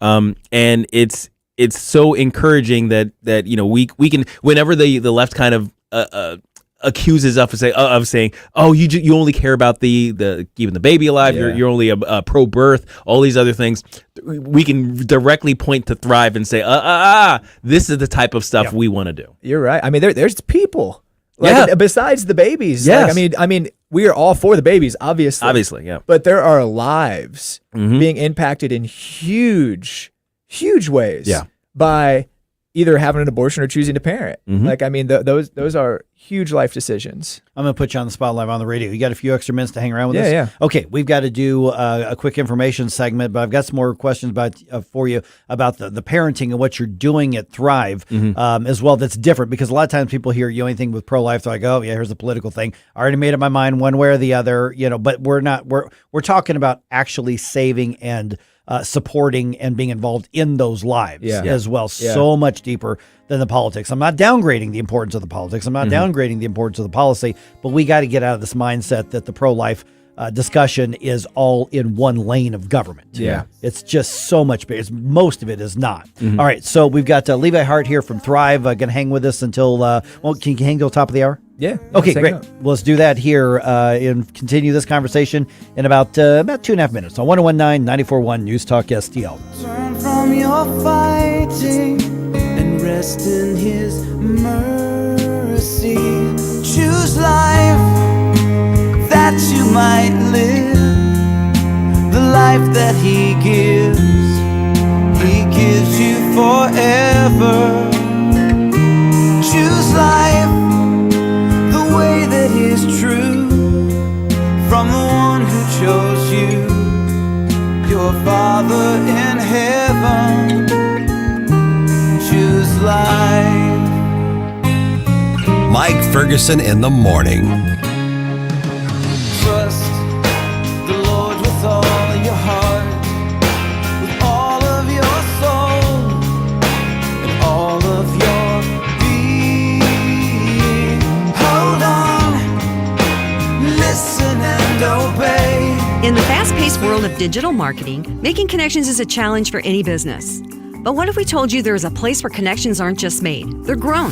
Meet 2060 Digital, your premier Google partner and top-tier digital agency. We don't just follow trends, we set them. At 2060 Digital, we're not just another agency, we're your strategic partner. We dive deep into your challenges and develop solutions that drive measurable outcomes. Ready to elevate your digital presence with campaigns that connect? Google 2060 Digital today. Looking to get a new carpet, hardwood, or tile installed quickly and efficiently in your home? Look no further than Michael's Flooring Outlet. Michael's Flooring Outlet is a family-owned and operated business with a 30-year history of offering a diverse array of high-quality options in flooring. My parents and in-laws used Michael's to rip up their old carpet and replace it, and they are both happy with the product and installation from Michael's. You can shop at one of their 3 locations in Creve Coeur, Darting Prairie, or St. Peters, or you can check them out at igotfloored.com. That's igotfloored.com. What's the best way to get rid of a timeshare that you don't want? Call the Timeshare Exit Hotline. We're a group of attorneys that help customers legally exit their timeshares. It's an easy process. We guarantee results or you pay nothing. Exit your timeshare today. Call now. 800-524-1641. 800-524-1641. That's 800-524-1641. This hour of Mike Ferguson in the Morning brought to you by Window World. Simply the best for less. 314-993-1800 or visit windowworld.com. Love the music you hear on the morning show? Check out Mike's morning music playlist at newstalkstl.com. For you now, living or dying, blessing or cursing, and no. Interesting comment just came in on Rumble. We're visiting with Levi Hart from Thrive, and he says, I believe, just his opinion, I don't, maybe there's stats to back it up, maybe not, I don't know. He said, I believe that 90% of abortions are generated by men because they don't want to be responsible for that life. That's I don't know about the statistic itself, right, I don't, but I think that is a really good comment, actually. Right, because when that came in, I went, oh my goodness, I was about to ask you about that. Yeah. So I had to speak at an event a week or two ago, and I went looking for some statistics myself. Mm-hmm. And I came across some ridiculous statistics looking for statistics. And I was looking for statistics regarding like men and abortion, which were hard to find. Yeah. I found a statistic while I was looking that like 6% of Americans think they could beat a bear in like a wrestling match. I've seen that one. You saw I've that? seen that one, yeah. I couldn't believe it. This is like a list of animals. Like there's gators and bears and sharks and stuff. Like, oh yeah. I came across dumb stuff. Yes. But you know what was really hard to find?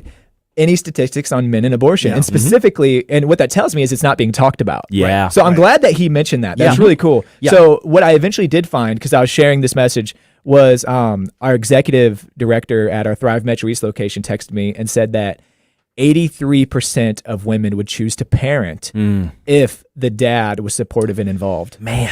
Okay, so that's huge. What the comment we got here, I mean, like I said, I don't know what numbers or whether his guess is close or not on the numbers, but the point is really well taken that, we target the women for trying to convince them obviously to not kill their child. And, the women are the entire discussion. And on, the pro-abortion side, they're like, it's all about women, but it's all about the parents for the child. And one of the things that you all do, and you and I talked about this, I don't know, a couple months ago or so on my syndicated show, is that when you look at the men and say, hey, let's equip you to support her.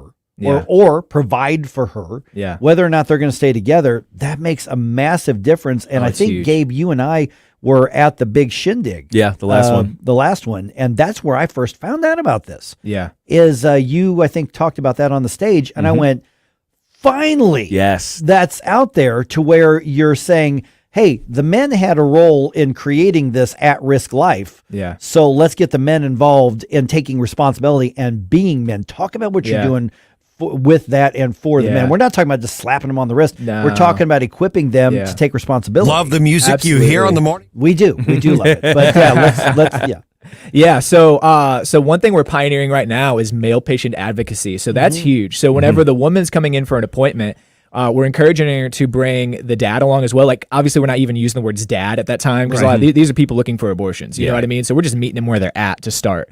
But we're encouraging her to bring in her partner. Whether that's husband, boyfriend, whatever. Bring him in. The woman's gonna have her appointment, but then the dad is gonna have an appointment as well. and we're going to go about figuring out where he's at. What's got you in a crisis? What's got you because again, they're not thinking through killing a baby. They're thinking this third form of birth control. So what's got them in a crisis of like, I can't bring a child into the world? And we start addressing those crises. Okay, so physically, financially, where are you at? Like, we're going to empower them vocationally, educationally, physically, financially, emotionally. We have our parent university classes for a whole year. And we're going to let them know this is for the dads too. Like you and your partner are going to be able to come to these parent university classes for a whole year. And it's going to be everything from budgeting to breastfeeding, and then we're going to break out with just the dads and talk about some fatherhood stuff.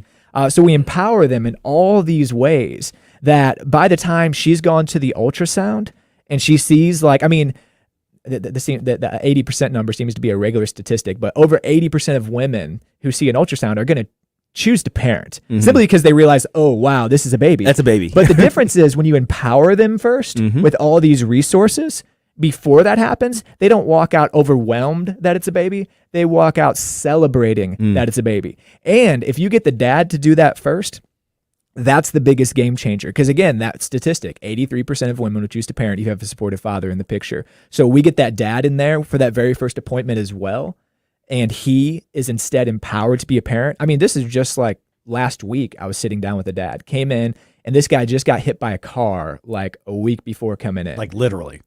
A semi, actually. Oh, gosh. Like T-boned. Like it was not, he was super down and out, and man, he was not in a place to want to parent at all. He was like, yeah, I just can't do this. I can't be a dad, But just literally by the end of an hour and a half, I mean, usually it's like an hour, but an hour and a half conversation because he wanted to talk.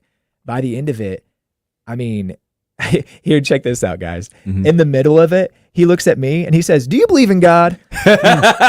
so I'm glad you asked. That's exactly what it went. I'm like, okay, so we really start talking. Yeah.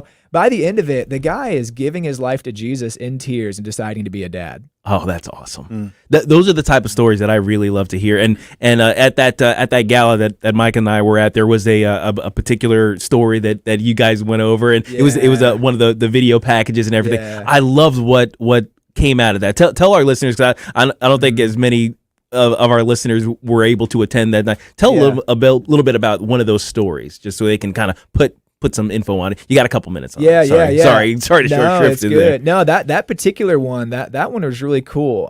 He had already decided to parent, him and his wife actually, and they were in parent university. That's where I met him. And it was just amazing to watch him come into this parent university class, and like we're giving them very practical material, while at the same time, as much as they want to go there, we'll hit the spiritual side as well. And with that particular individual, I mean, the relationship there between him and our leaders just started to blossom in a really beautiful way. And you just start to see him like light up in a way that he hadn't. So I think you probably just saw the gratitude a lot in the video. Yeah. Like when I watch that video, that's what I really see. I just see a guy who's just like incredibly grateful to be being empowered as a dad, even though he already had several kids. But he's being empowered in a way he hadn't before. And obviously it was just awesome for him. Like when I called him up, I'm like, "Hey man, do you want to shoot a video?" And he's like, "What?" You know what I mean? So so we got the whole thing. We're out at Forest Park shooting a video, and then getting him a tux for this big old event with like 1,000 people, And yes. Like I think we got his wife a dress, so they're just like super pumped out and pumped to come out and be featured. I want to give the website and everything because we're about a minute away from the next segment. What's the youngest parents that you've worked with? Oh goodness. I'd have to talk to one of our medical people, but I think I've heard it could be younger than this, but I think at least 14. Wow. Yeah. Okay, so you're equipped to work with kids in that situation. Yeah. That was that's one thing that was also based on a question somebody just sent us on Rumble as well. Yeah. Yeah. Interesting. Okay. All right. So we got 30 seconds left here. You've got Thrive. Where do people learn more? Because even if somebody's not dealing with a crisis or a scary pregnancy right now, at some point they're going to know somebody who is. Yeah, absolutely. So thrivestlouis.org, there's thrivestlouis.org. Easy enough. And what's crazy, if people just search abortion on Google, they'll find us near the top. Nice. Yeah. Excellent. That SEO's working. That's right. All right. Yeah. Hey, Levi, thank you so much. Yeah, absolutely, thank you so much, Mike. man.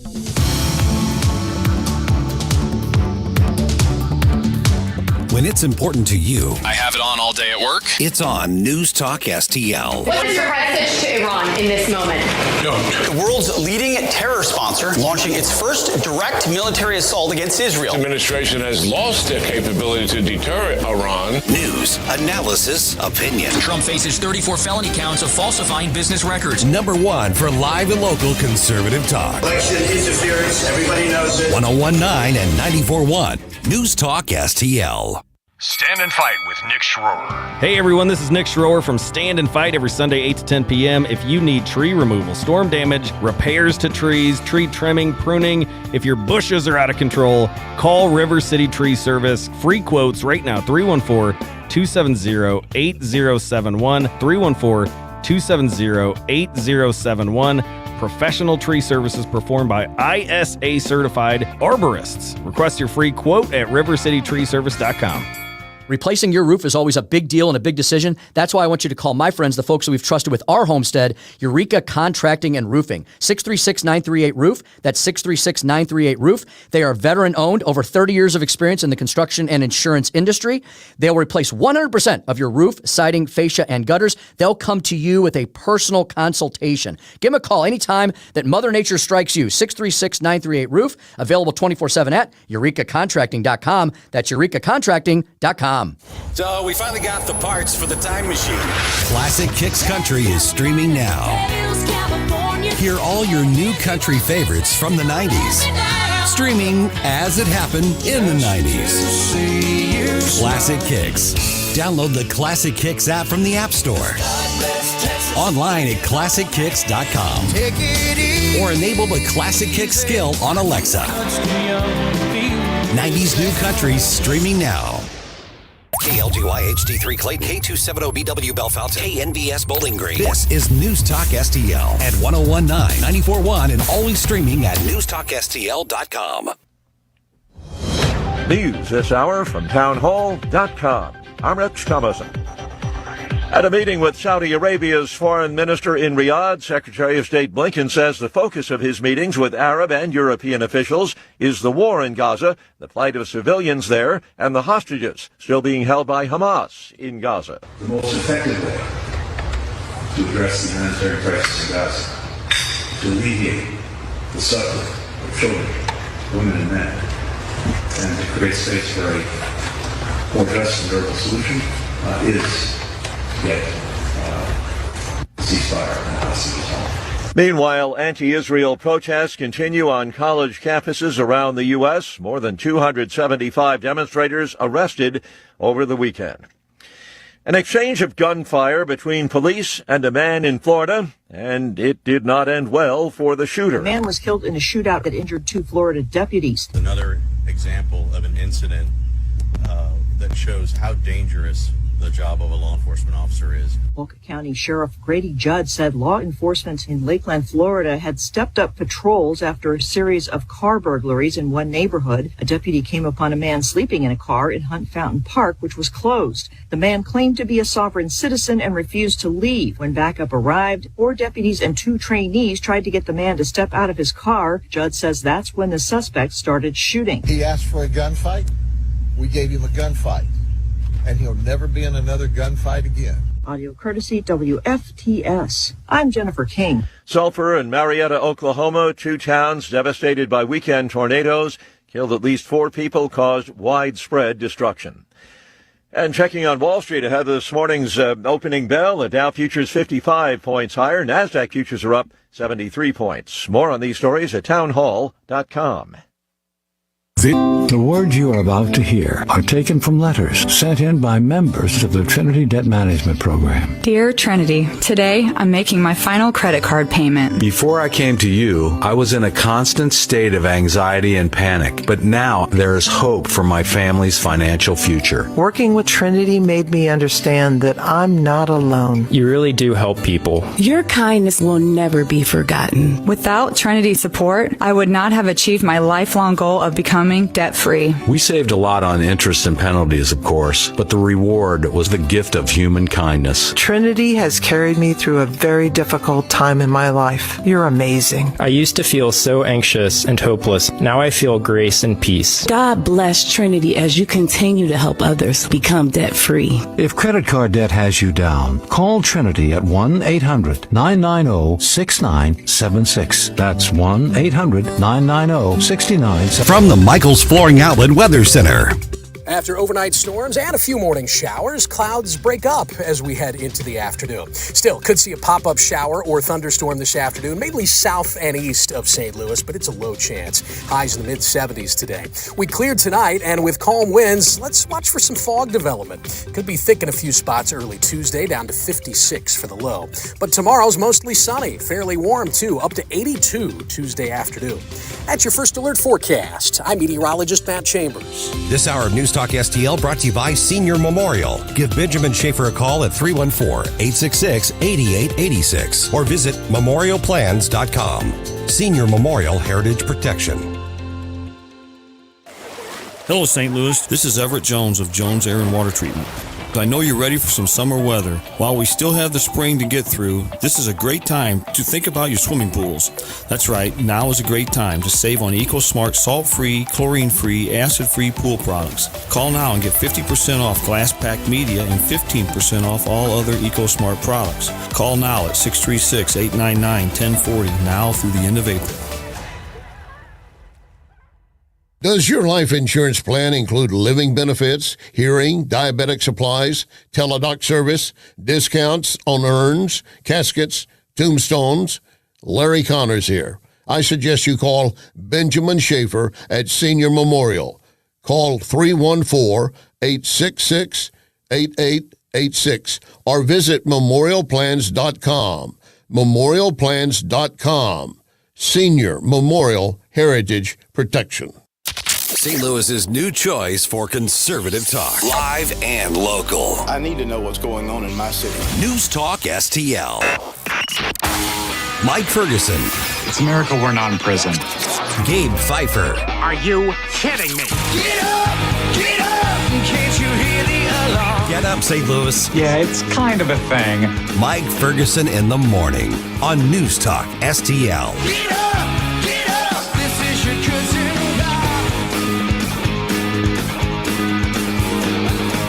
We've got, 3 weeks left in the Missouri legislative session? Mm-hmm. One of the biggest issues, initiative petition reform, and now we have 2 bills that are one vote away from going on to the ballot. Okay.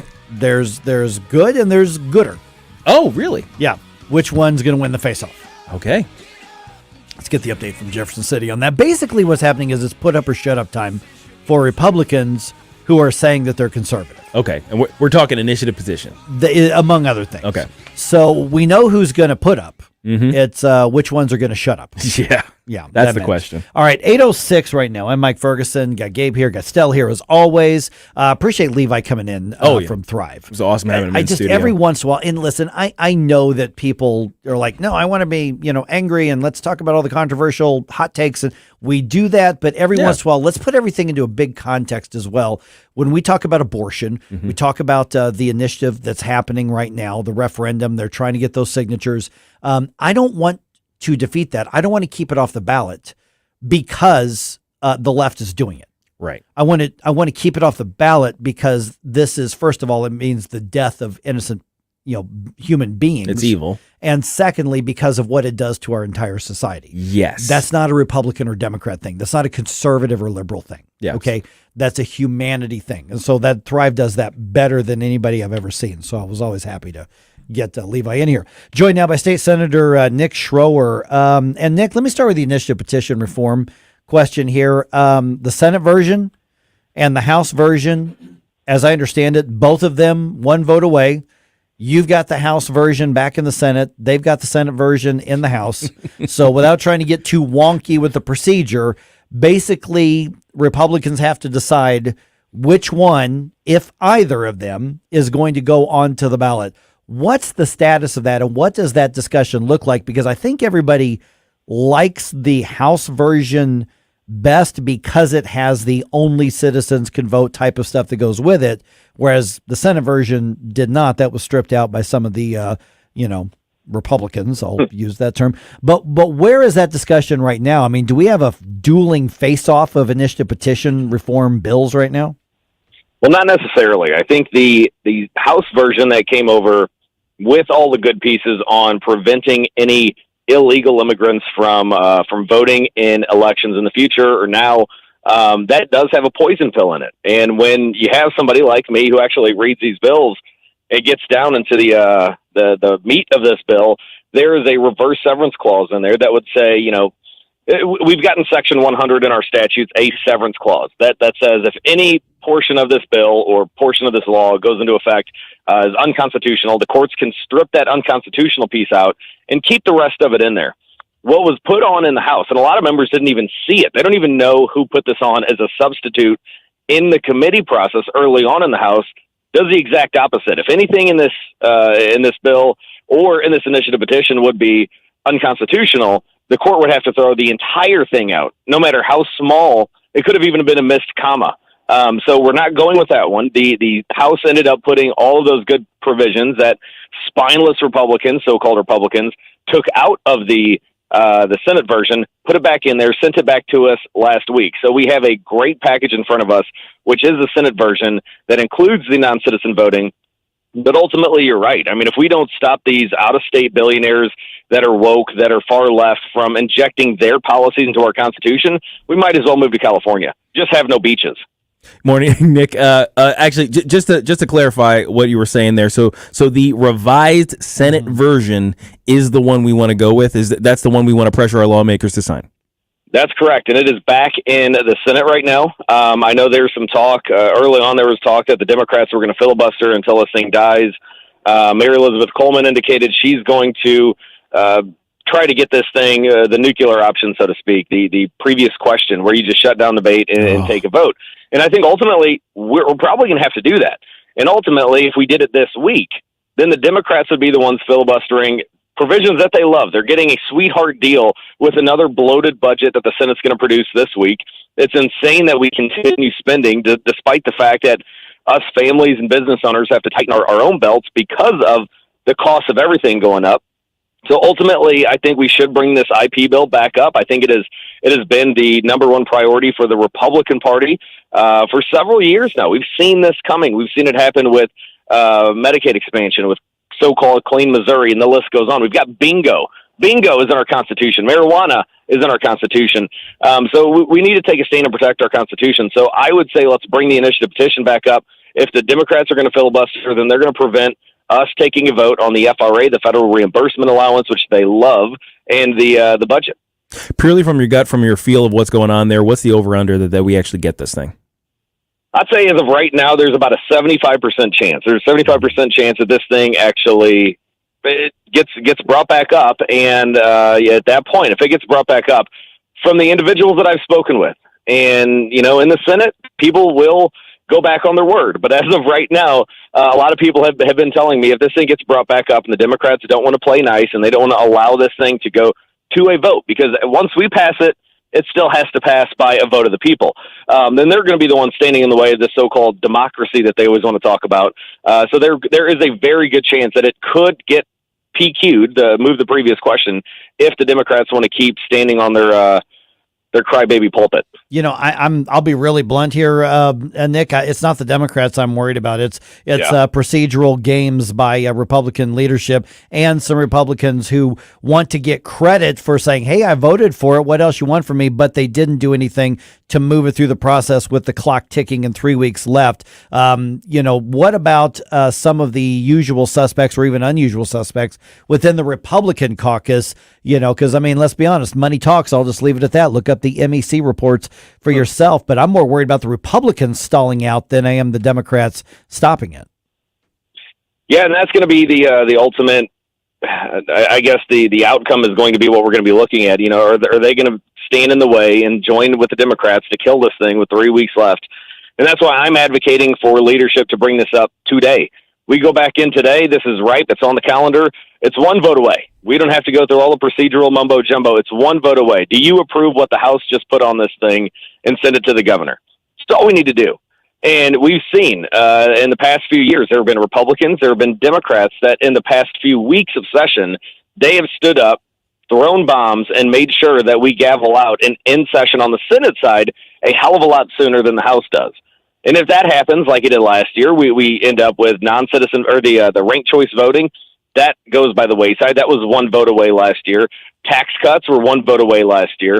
So we need to bring this up and say, look, we're prioritizing the will of the people. I hear time and time again, whether it's on radio shows, going door to door, at town hall meetings, we have to do something and change the initiative petition process. We're one vote away. So call all of your senators. Don't even concentrate on the Democrats because they've told us where they are. They want to be in George Soros's pocket. So they're not wanting to change the way that we protect our Constitution. Contact your Republicans. Demand that this thing gets voted on this week or all hell is going to break loose. Nick, earlier you mentioned the spending issues that we have going through legislature right now. So where are we on that in terms of what, I mean, it sounds like the budget is going to be a bloated mess, but where are we in terms of tax relief or anything like that? Is that still possible this session? Well, I will say if anybody missed Stand and Fight last night, they can go back. It airs every Sunday, 6 to 8 p.m., but go to Rumble, go to X, go to Facebook, News Talk. Find out the good, the bad, and the maybe ugly, and that was part of it. You know, the bad part is the big provisions that we all think about, like getting rid of income tax. That was a bill of mine. Getting rid of personal property tax. That was a bill of Bill Eigels. Those things, because of leadership, because of the factions within the Republican Party, like it's high school, those big bills have been killed, ultimately, with 3 weeks left to go. There are some provisions that are out there that would cap, certain taxes for seniors, start phasing out personal property tax, but they're still moving through the process slowly with no guarantee that they're going to get approved by the House. So I don't have the bill numbers on me right now. I know State Senator Travis Fitzwater had one. I think Tony Lutkemeyer had another one, but they're very incremental changes. And, you know, you've seen what I've done with the heartbeat bill a couple of years ago. We go for the whole shebang. We go for the Hail Mary because people are hurting right now. We need tax relief. Unfortunately, with this leadership group standing in the way, it's not going to be this year.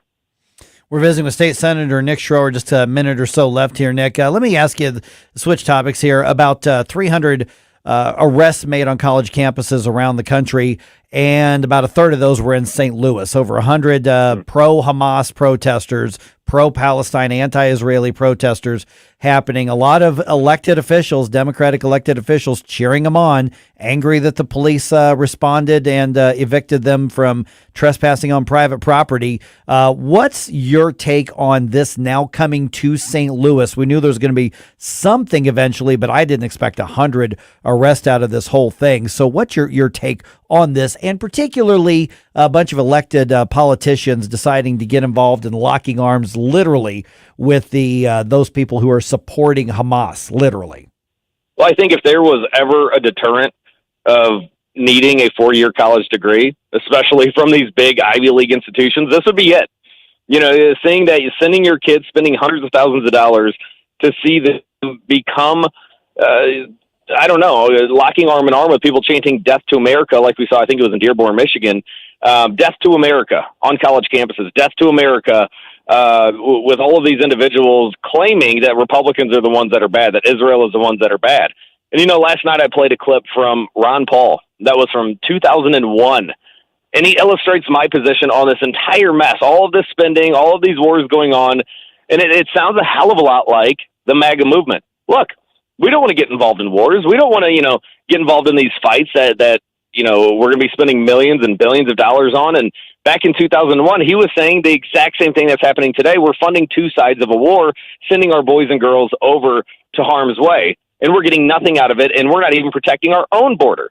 We need to start prioritizing our country, our people, and I don't understand why it's so hard for these college students to understand that. Maybe it's because they're getting a free North Face pop-up tent, to match all of their friends. But it's clear from looking at a lot of these videos that have, I don't know if it's Daily Wire or the Daily Caller or whoever it is that's been doing these interviews at these protests. But a lot of these kids, I'd say the vast majority of these kids, have no stinking clue what they're debating, what they're standing in the way of. And they're asking their friends. They're all wearing their masks. They all have their banners that have been given to them, probably by a George Soros, 501c3 or whatever the hell it is. But, this just goes to show the rot of America is starting at college campuses, and it's sad. I think MIike Rowe, just real briefly, MIike Rowe, I forgot to mention this last night on Stand and Fight.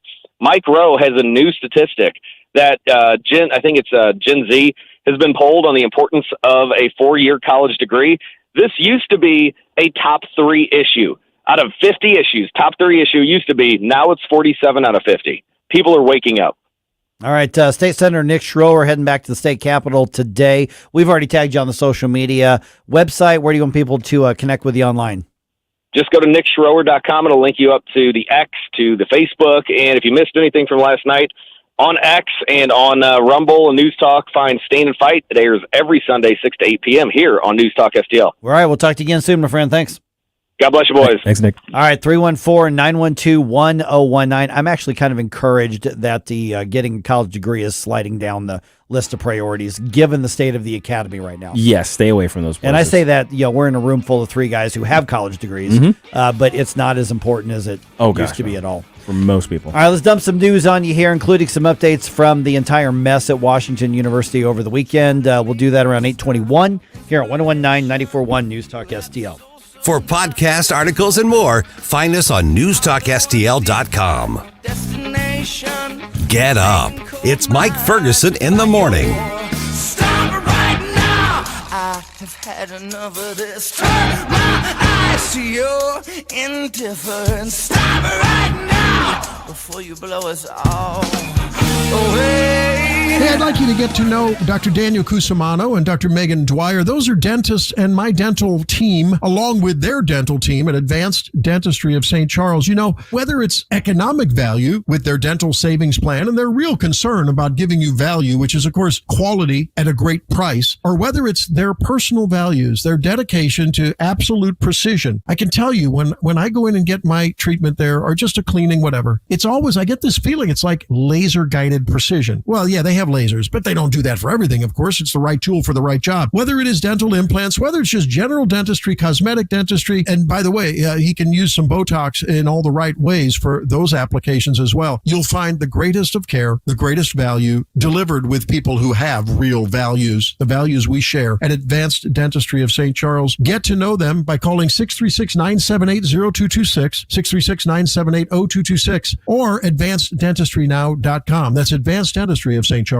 MIike Ferguson here. Retirement should be a time you can relax. No more stress from work. But there's one thing you can't forget about when retiring. That's your money. Do you have enough saved to fund your income for life and keep up with inflation? How will you claim your Social Security benefits? And what about long-term care? The ClearPath Wealth Management Group at Stifel is here to help answer all of these questions. You can hear their latest views on the markets and investing during On the Money, hosted by Stifel financial advisors Bob Stockdale and Eric Robert, every Saturday morning at 9, right here on News Talk STL. They can help you get organized, guide you through critical retirement decisions, and create an investment portfolio designed around your needs. To schedule your free retirement plan consultation, go to clearpathinvesting.com. That's clearpathinvesting.com, or call 636-695-2650, 636-695-2650. Stifel Nicholas and Company Incorporated, member SIPC and NYSE. I heard the call to serve,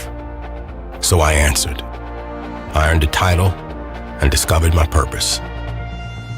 I found belonging, an unbreakable bond with my fellow Marines. We fought to overcome adversity together in defense of our nation and its people. I've lived a full life, rich with meaning. And even though I no longer wear the uniform, I am still a Marine. My service has come full circle. I will always look after those around me. I will always uplift and support my country and my community. Because that is the promise I made. That is what it means to be a Marine. Semper Fidelis. Always faithful, always Marine. Thanks for taking my call. News, analysis, opinion. Radio news junkie. Love every bit about it. News Talk STL.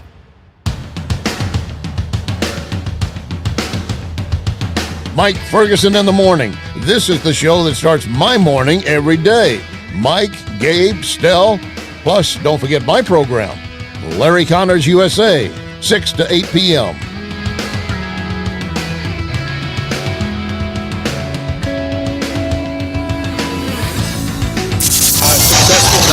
Wake up, America. It all worked out. They got all the news. The morning news dump. All right, to my surprise, Washington University decides they don't want anti-Semitic bigots camping on their pretty lawn and actually have them arrested. Yeah.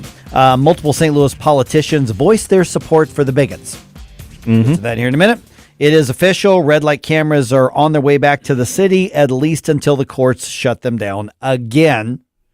And it was a beatdown handed out by the Battlehawks in D.C. It was a thing of French chef's kiss. Yes. Beauty. Absolutely. All right.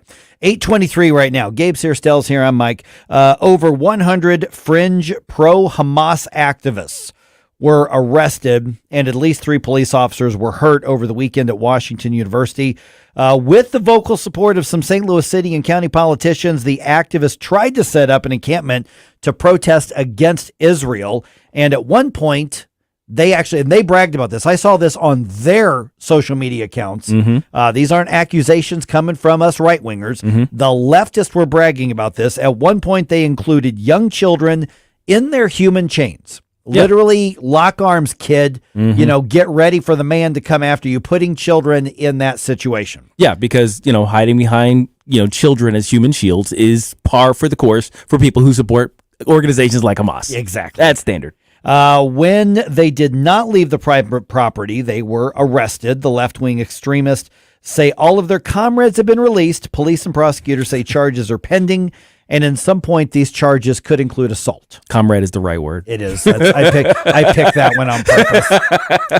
I done that on purpose. All right. And speaking of Hamas and the terrorist organization, there are talks ongoing that the U.S. is trying to pressure Israel into standing down still. So stupid. Secretary of State Antony Blinken is in Saudi Arabia today meeting with Arab leaders, and an Israeli foreign ministry official says Blinken is then going to be in Israel tomorrow as talks continue for a potential ceasefire and hostage release deal. White House National Security Communications Advisor John Kirby was on This Week on ABC with updates. Hamas has not fully rejected it. They are considering this proposal on the table. If we can get that in place, then that gives you 6 weeks of peace. It gives you no fighting for 6 weeks, and that includes no fighting in Rafah. And what we're hoping is that after 6 weeks of a temporary ceasefire, we can maybe get something more enduring in place. Okay, what that means is 6 weeks of rearming, resting, and getting soldiers and terrorists back ready to attack more in Israel. This is literally re-equipping and restocking Hamas is what a 6 week ceasefire would do. I don't understand these negotiations because on the one hand, it's hey Hamas, if you would surrender all of the people who did all the raping and pillaging and give us back our hostages, we have peace. That sounds actually reasonable. The other side is saying, hey, if you would simply endure the occasional raping and pillaging of your countrymen, we can have quote unquote peace. Yeah. No, that's not how it would work. And the United States used to not negotiate with terrorists. Yeah, that used to be our standard policy. That's obviously not the policy anymore. No, not once the terrorists got elected, I guess. Yeah. Precisely. Okay, ByteDance, the parent company of TikTok, says, you know what? We are not going to sell the platform, despite that new law that was built into the foreign aid funding bill. They say, no, it's our property. We're going to keep doing it. South Dakota Congressman Dusty Johnson, he's a Republican, was on Fox's Sunday Night in America, and he says, you know what? He defends the law. He says we need to make them sell because it's a national security threat. We would never have allowed the Soviet Union to buy the Wall Street Journal, the New York Times, the CBS Evening News in the height of the Cold War, and we should not allow the Chinese Communist Party to do it today either. Okay, yes, we would have, because before, the idea that the government would give somebody permission to buy or sell a property or a media thing was basically unheard of during the Cold War. So Republicans, be careful what you wish for in your big government republicanism here that's sweeping things. Do you really want government to be the sole point where you get permission to do business transactions? I know TikTok's bad. I know they're connected to the CCP. I know this thing is dangerous, but be careful what you're wishing for while you're running wild with your populism right now. The manner in which we're doing this is always has been giving me the heebie-jeebies. I think we should treat this very similar to the way we treat foreign arms sales and things like that. There are products that we say that the government can say you can't sell that to X country or whatever, but we need to be really, really, really careful about the way we go about this. This is a baby step away from you can't put that on television or radio because we think this is going to usurp national interest. You can't say that. Yeah, I'm getting Patriot Act vibes, basically, is what I'm saying. It's like, hey, it sounds really good on the surface, but you start looking in those details and all of a sudden your liberties are gone. And I think the intent is good, too. Yeah, I think absolutely. Some of the biggest mistakes we've made in this country were made with good intents. Yeah. Like legitimately good intentions. Yeah, exactly. So just be really careful. Yeah, please. With that. Please. We have enough of a problem with mainstream media just being biased without being owned by the CCP. Gosh, yes. And the government overstepping on every other avenue as well. Right. And anytime government's getting involved in something like NPR, they just go farther to the Marxist left anyway. But the bigger picture to me is we do not want to set up something to where it's like, I want to buy or sell a business. I want to do business. I better get a congressional permission first. Yeah. Let's not empower them even more. Yeah. Just be careful, Republicans. That's what I'm saying. All right, couple sports notes here. They win the series, but they don't get the sweep. Cardinals dropped the last game of the series with the Mets on Sunday. They won the first two. Final in New York was 4-2. Redbirds started a series with the Tigers. This is in Detroit. That starts today at 5:40. I think Steven Matz, is on the mound for the Cardinals today. All right, and some really big good news here. It was the biggest beat down the Battlehawks have ever served up. Now, I know it's only the third year for the Battlehawks. If you go back to the original COVID truncated year, and then last year, and then this year, biggest point spread in the team's history. A.J. McCarron threw 2 touchdowns, including an 80-yard play to Hakeem Butler.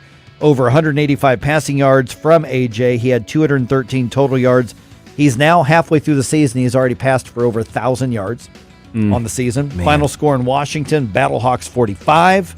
DC Defenders, a measly 12. The defense went off in the fourth quarter, forcing defenders' possessions in the final period, ended with a fumble, a fourth down failure, an interception, another fourth down failure, and a blocked punt.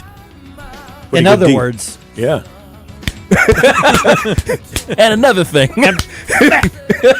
That's what it was. My goodness. Oh, man. It was funny. Did you see the Battlehawks social media? Oh, yeah. Somebody said they set up a thing like on your phone that said fraud alert.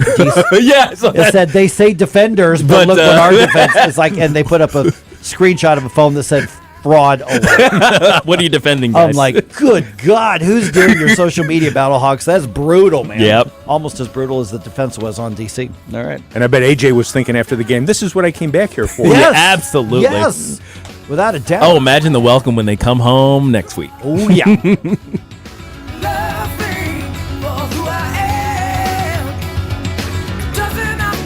We give you news, analysis, opinion, and more. Only on News Talk STL. Mike Ferguson in the morning. From the Michael's Flooring Outlet Weather Center. After overnight storms and a few morning showers, clouds break up as we head into the afternoon. Still, could see a pop-up shower or thunderstorm this afternoon, mainly south and east of St. Louis, but it's a low chance. Highs in the mid-70s today.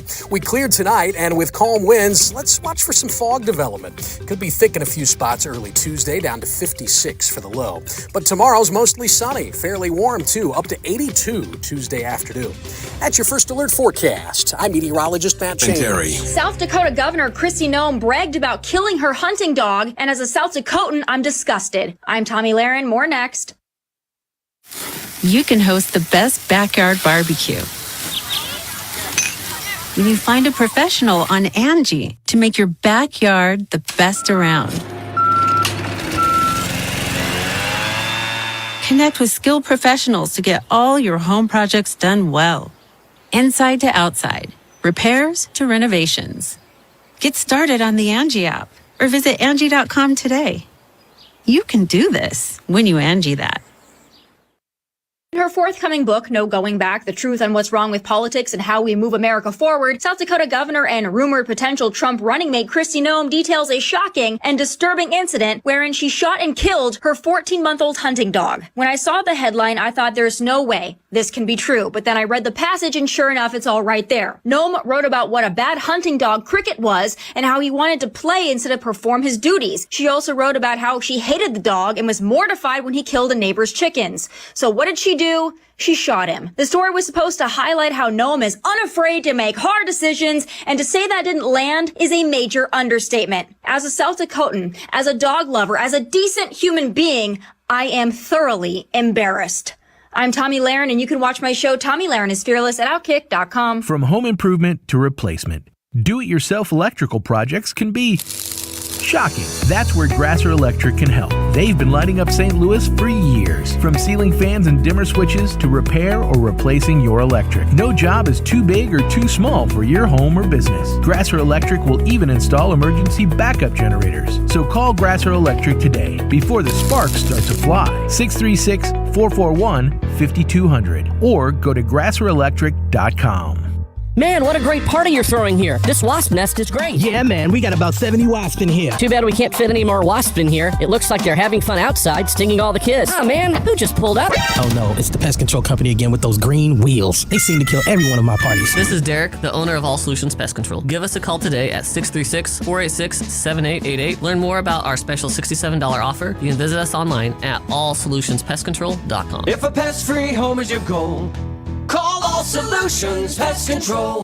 News Talk STL is proud to have Doug Voss of Safe Money Radio as part of our lineup each week. Doug has been a staple on St. Louis radio for many years as one of the leading financial experts in the area. Doug and Safe Money Radio is on 3 times every weekend, but in case you miss anything, you can check it all out at DougVossSafeMoneyRadio.com or call 844-676-SAFE. That's 844-676-7233. Doug Voss is a registered representative. Securities offered through DHL Securities, LLLP. Member FINRA and SIPC. The news and talk. I condemn the anti-Semitic protest. That matters to St. Louis. What he needs to be doing is being the commander-in-chief. This is 101.9 and 94.1. We're dealing with an international issue here. News Talk STL. Dan Bongino here. Keep it on News Talk STL because my show starts at 11 a.m. Right now, it's back to Mike Ferguson in the morning. Could you whisper in my ear the things you want to feel? I'll give you anything to feel it coming. Do you wake up? This is Goo Goo Dolls? It is Goo Goo Dolls. I think they're coming in concert here before too long. They're going to be at the Town and Country Fair in Washington, about a block from our house. Oh, no kidding. Oh, that'll be in August. Have them over for dinner. Yeah, might just do that. Yeah, just saying. One of the decent 90s bands. Put out a lot of great tunes, most of which sound a lot alike. Yeah, they have a sound. Like this is their standard. This is the standard song construction here. Very radio friendly. That's good stuff. Yeah. All right. What was not good stuff was all the nonsense on WashU's campus. We told you last Thursday or Friday. We're like, hey, there's something being planned by the pro-Hamas people. They're going to do some kind of event on WashU's campus. Mm-hmm. So they did it on Saturday. There was actually a kind of a secondary follow-up one at Forest Park on Sunday that I don't think a lot of people paid a lot of attention to. There were just 2-3 dozen people showed up to that one. But over 100 people arrested on WashU's campus on Saturday. And to hear the fringe left elected officials, Megan Green, Alicia Sonier, and Lisa Clancy, and you would think that this was a beatdown, like Bull Connor had released the dogs again. Oh, that's what they were. Can't believe the force and they were used and they were arrested. Okay, so let's go back over what actually happened here. Mm-hmm. So they're going to have their protest. They're going to have their little shindig. And when we even said that, we're like, I don't know what it's going to be. Washington University didn't tell them they couldn't have a protest. Washington University said, no, you're not going to set up tents and occupy. Yeah. Now, there's a little bit of a difference there. I am not an apologist for Washington University. I'm surprised that they actually pushed back. Seriously, yeah. I really am, because they are so freaking left wing. I thought that they would cower, but I don't know. Maybe it's because they were going to kill the grass or something. And the donors, there's a donor who loves the grass. I don't know. Who knows? It's WashU. I don't know. But WashU said, this is private property. We will not permit an encampment. You must leave. And they decided to lock arms, say, we have demands, let's negotiate. And WashU essentially responded, and I'll put words in their mouth, I'll paraphrase, did you not hear what I just said? Yes, they really pulled out the whole, full on bad cop parent. Yeah. Act. It's like, hey, I'm giving you to the count of three. That's right. I'm giving you the count of 4 hours, okay? Because they were given hours of notice. Dakota. That's right. Dakota. I'm serious. I mean it this time. Better believe it, buddy. And so the police are staging. Yep. And then you get these elected officials who were basically saying, let me pass the police line. I'm going to talk to the administrator. I'm going to de-escalate. Don't you know who I am? Yeah, don't you know who I am? There it is. And the police said, disperse or you're going to be arrested. Yeah, you too. Right. And Jill Stein, the Marxist who's running for president on the Green Party, ticket. She was there for whatever reason. She was there arm in arm with Megan Green and Alicia Saunier and all of these anti-police, politicians. And the time came, and then this big wall of police officers took them down.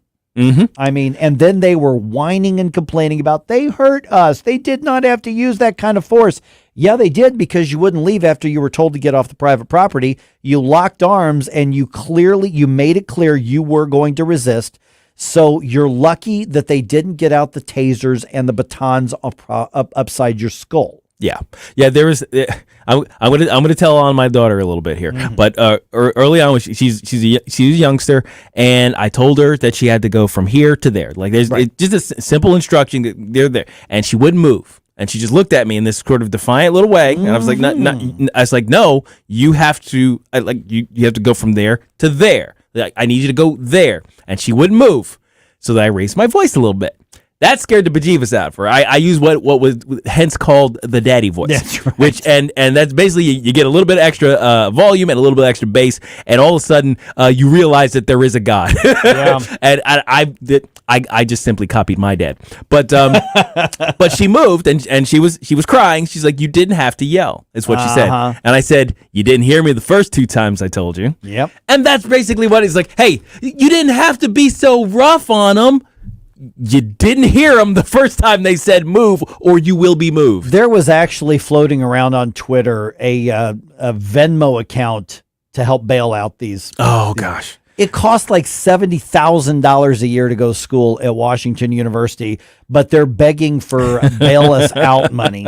Put it on your tab. And by the way, one of the police officers, multiple reports say, has what's being described as a severe concussion. Yeah. Another one has a broken finger, literally a broken bone. Mm-hmm. Another one has a groin injury, whatever that means. Mm-hmm. I don't know if somebody got kicked at him, or I have no idea. Mm-hmm. So we got 3 injuries, and that's going to be in addition to the bumps, bruises, and scratches that come up with it. Mm-hmm. And so you've got these St. Louis City politicians showing pictures of somebody with a bruise where they ended up on the ground with police officers arresting them, talking about that's excessive force, and they can't believe they wouldn't even talk to us. We're not negotiating with you. So for once, WashU gets something right, and it is private property. Now, if they just decided to have their protest and do their signs, okay, I would say that a university would probably have some sort of academic obligation to let them speak. Sure. And of course, considering the message, I think WashU would probably agree. Yeah. They probably agree with all these protesters. Right. Absolutely. They, because that's where you're supposed to exchange ideas, but that's not what WashU said. WashU said you can't set up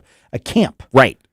This is it's a bad precedent to let them set up a camp. Right. They saw what's happened at Columbia. They saw what's happened at USC. They saw what happened in Austin. They saw what happened in New York University. They saw what happened at all these places. They're like, we're not going to do this. We can't do that. And so credit where credit's due. WashU did one thing right.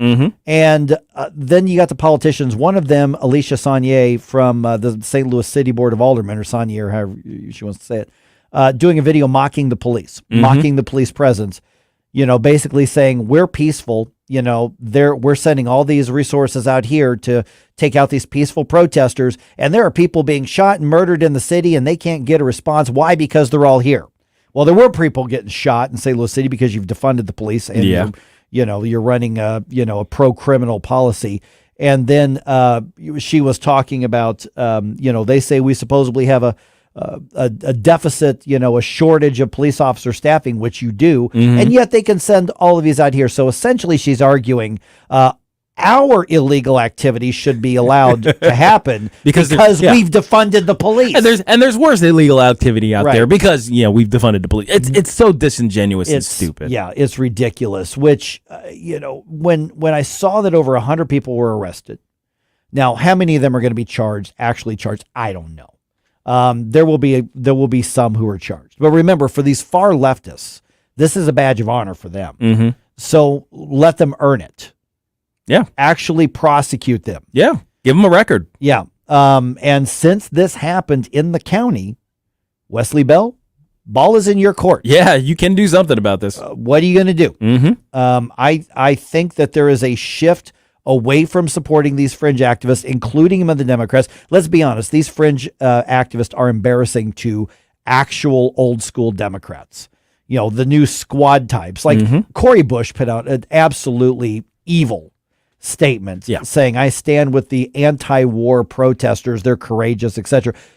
Anti-war? The so-called Palestinians, Hamas? Yeah. They started the war, you idiot. It's their war. You liar. And so they're the ones who started the war. So they're not protesting in an anti-war stance. They're protesting in a pro-war stance. They just don't like that their side's getting beat. Yeah. They're protesting in favor of Hamas. Right. See, if they get the ceasefire, they want, Hamas is the winner in that situation. Oh yeah. If they get the Palestinian state that they want, right, Hamas is the winner in that situation. And because Hamas is the winner, Israel is the loser. You get more October 7th. Well, I don't even think they care about Palestine winning. I think what really comes down to is they want the Jewish people eradicated from the earth. They want Israel eradicated. That's what they want. Yeah. They just don't want to say it like that because it makes overt what they are trying to keep subtle, which is their anti-Semitism, their bigotry. And we've got some of those people, frankly, in our ranks trying to cause trouble from time to time. We just need to make sure we keep vetting them out. Yeah, keep them on the fringe where they are. Yeah, and you can say whatever stupid thing you want, and I encourage you to say whatever stupid thing you want so that we know to vet you out. But the left is embracing them right now. Yeah, this is on you on the left. Yeah, well, it's not just that they're embracing the anti-Semitic elements of the world. They're originating a lot of this anti-Semitism. They're the academic center. They're giving the veneer of credibility that a lot of this stuff has in the past it's gone for. You got to remember that all that final solution stuff was developed in academia in Germany. Right. It was there were a lot of PhDs involved in all that garbage. Oh yeah, without a doubt. And so with WashU, it's interesting because about 280 arrests were made around the country on college campuses at these pro-Hamas rallies and protests and occupations or whatever they want to call them, and a third of those were in St. Louis at Washington University. How embarrassing is this for the region, and how embarrassing should it be that elected officials in the city were trying to lead the charge and demanding to mediate and decide that they were going to want to have talks. Listen, you don't talk with these petulant children. If they don't disperse when they're told on private property, then they're arrested. Yeah. They resist. They keep their arms locked up. do whatever you need to do to make it nice and easy to take them in. And if if they get hurt, they get hurt. I just don't care. Yeah. The thing about the police is there is an escalation. There's necessarily an escalation. So if it's hey, follow this order. I'm going to ask you, sir, to follow this order. It's like you don't follow the order. I'm going to yell at you now to follow the order. You don't follow the order. I'm going to put my hands on you, sir, and ensure that you follow the order. You resist following the order. I'm going to be a little more rough in the way I That's how it goes. Right. So all of those bruises are essentially self-inflicted. Completely. And then when I saw there was one video, they had a 10-year-old girl on the microphone, like, thank you for being, and then they've got little kids in part of these human shields, these human chains. And that to me, and I even tweeted about that. And I don't really tweet that much over the weekends. And I just asked the question, I said, do we know of any other anti-Israeli organizations who use children as props in human shields? Yeah, I wonder where they got that idea. So literally you occupy, wash, you, or resist, whatever you wanted to call yourself. What you were doing is emulating the tactics of Hamas and Hezbollah, literally of using children as shields and props for radical Islamic terrorism. That's what you were doing for anti-Semitic bigotry. That's what you're using children for. That's what your props are for. It's evil. I mean, it's just nothing short of evil. There's no conversation to be had when you're dealing with evil on this. Yeah. And I have heard so many different takes. I know we got to get to a segment here in a second, but I mentioned there was a guy I heard yesterday. And he was in front of a lot of people, and he was saying, I don't want to give my hot take. There are enough hot takes on this, what's happening. He said, it's not for me to say, and none of us for to say who's on the right or wrong side, which is complete crap, because there's clearly a right side and there's an evil side. So that was just intellectually dishonest, because this is not a dumb guy. And then he goes in and sneaks this in. He says, we need to not just be peacekeepers, but peacemakers. And I'm like, okay, where are you going with this? Yeah. And then he says, it says sometimes, like Martin Luther King Jr. and the civil rights movement, you have to be disruptive to make peace. He goes, I'll just leave it at that. So in other words, the only people who are disrupting anything are literally the people in favor of Islamic terrorism and anti-Semitic bigotry. Yeah. And so this guy who was, brags about, claims to be a Christian, was doing the disgusting argument that you have to be disruptive to be a peacemaker, which sometimes can be true. But that's true in this case. But he goes, that's all I'm going to say about that. Only one side is being disruptive, and it ain't the peacemakers. It is not the peacemakers. It's the war makers. It is the people who want to completely genocide the Jewish people off. And it was just gross and disgusting that somebody was making that comparison to it. Yeah, the intellectual dishonesty on that side is just, it's off the charts. Unbelievably dishonest. Yep. All right, 314-912-1019. Got any thoughts on that? Let's talk about it. On Rumble, Barely Big says, if they're arrested, do they still get paid? By Soros? Yeah, the answer is yeah. You probably get a bonus. Maybe, I was going to say bonus. Yeah, probably. All right. 314-912-1019. This is 1019 and 94.1 News Talk STL. I won't say anything at all, so why don't you smile? Like us on Facebook at News Talk STL. Mike Ferguson in the morning. Yeah, we're gonna let it slide.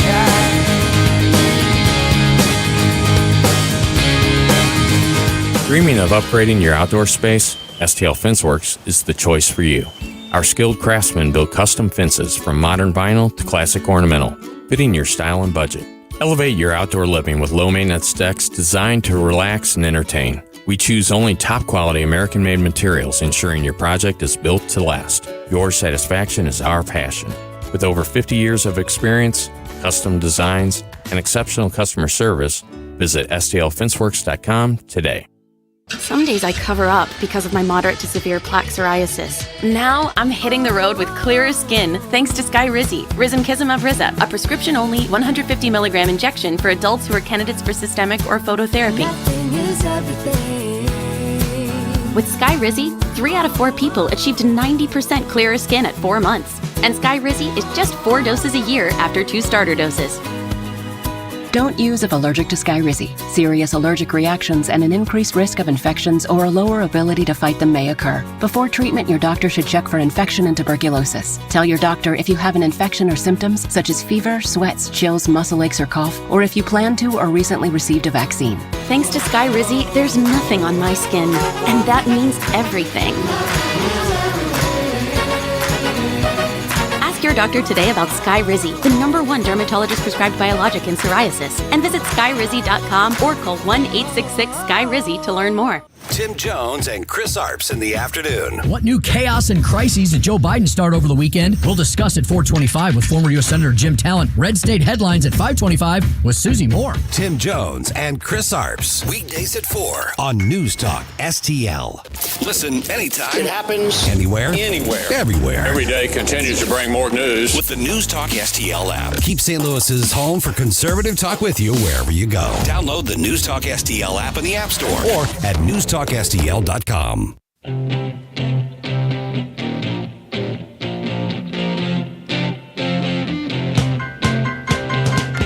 Bill O'Reilly here. Check out the O'Reilly Update this afternoon at 3:45.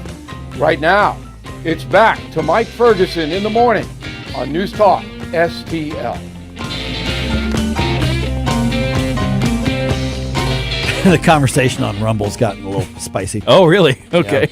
Yeah. Solutions are being offered to disperse the crowd. If you want to see that. Solutions. Spicy solutions. Yeah. Okay. Go ahead, all right. go ahead and check that out because there's a bunch of them that came in. Let me scroll up just a little bit here. It's our new afternoon show on the weekends. Yeah. Spicy solutions. Per legal, we are not endorsing nor co-signing any of these publicly. By the way, for everybody who's if you're watching this on Rumble right now or Facebook or YouTube or any of those, go ahead and if you could hit the like. The thumbs uppy up, thing, like, because, share also. Yeah, there's like and share, but especially the like. Yes, if you could do that, that's actually helps the algorithms and helps us magnify your voice in front of other people, and it doesn't cost you anything. If you could just click that real quick before we turn things over to Vic Porcelli here in a few minutes, that's a big help. I got to tell you, so I'm reading this morning. Let me just kind of get real about this because, I knew over the weekend, obviously, this was going to be our top topic for today. So, I'm outlining the show and I'm putting it together and I'm just reading article after article and I'm looking at news clip after news clip. I'm looking at the social media of all these people who are involved, like Megan Green and all of these. And I just got angrier. I mean, it's 2:30 in the morning and I'm really pissed off. About this to the point where I had to step away from the desk because I am so angry. First of all, the people would adopt such an evil mindset that they would enlist and groom children into this kind of evil as well. That they create a problem, decide they're going to go onto private property, occupy it and take it over, claim it as their own, destroy it, and then get angry when they're told to leave, and then get angry when that's enforced. And so there's one part stupidity, but there's just multiple parts evil that's involved because the whole point of this is to be anti-Israel. Yes, I mean, that's the entire point of this. That's it. And it's amazing to me when you've got all of these children, the students, who are saying, well, here are our demands. And demands. One of the mistakes Columbia University said is, well, university leaders are negotiating with the student protest leaders. Yeah, let's discuss their demands. No, don't give a crap about their demands. No. Don't treat them like they're equals. You have nothing to demand. No. The only thing you can demand is what you paid for at the school, which right? is an education. Because you're a customer. You're a customer at that school. So you pay for your dorm, you pay for your food, you pay for your education. Those are the things you get to make demands about. You don't get to make demands about other means by which the university spends its money or invests its money. Yeah, because they're demanding that they divest from Boeing and they divest from anything connected to Israel, including educational programs. Yeah, you don't get to do that. Right. And if you don't like it, then use the market and go to school somewhere else. Cease being our customer. Right. That's really what it is. I'm sure there's an American Islamic University that will be very, very welcome to you critiquing them and deciding to protest against them if you don't like something they do. See how that works out for you. I mean, they may require a hijab while you do it, but it is what it is. Right. So, that's just the thing that's so angering to me. Yeah. And I honestly struggle with this whole, they're people. Let's love everybody. No, I'm not I'm not that good of a person. Yeah, I'm struggling as a Christian. I seek to love everybody because Jesus told us to. Now the thing is, it's tough to do that. And now, of course, and then there's also the idea that love is not necessarily this, having good feelings about somebody or anything like that. Love is seeking the highest good for others. And the good that I seek for these people is their enlightenment. But it's my love for others is superseding my love for them right now because that's a good way to put it. Maybe the common good for all of them would just be a club upside the head from a police officer. Maybe.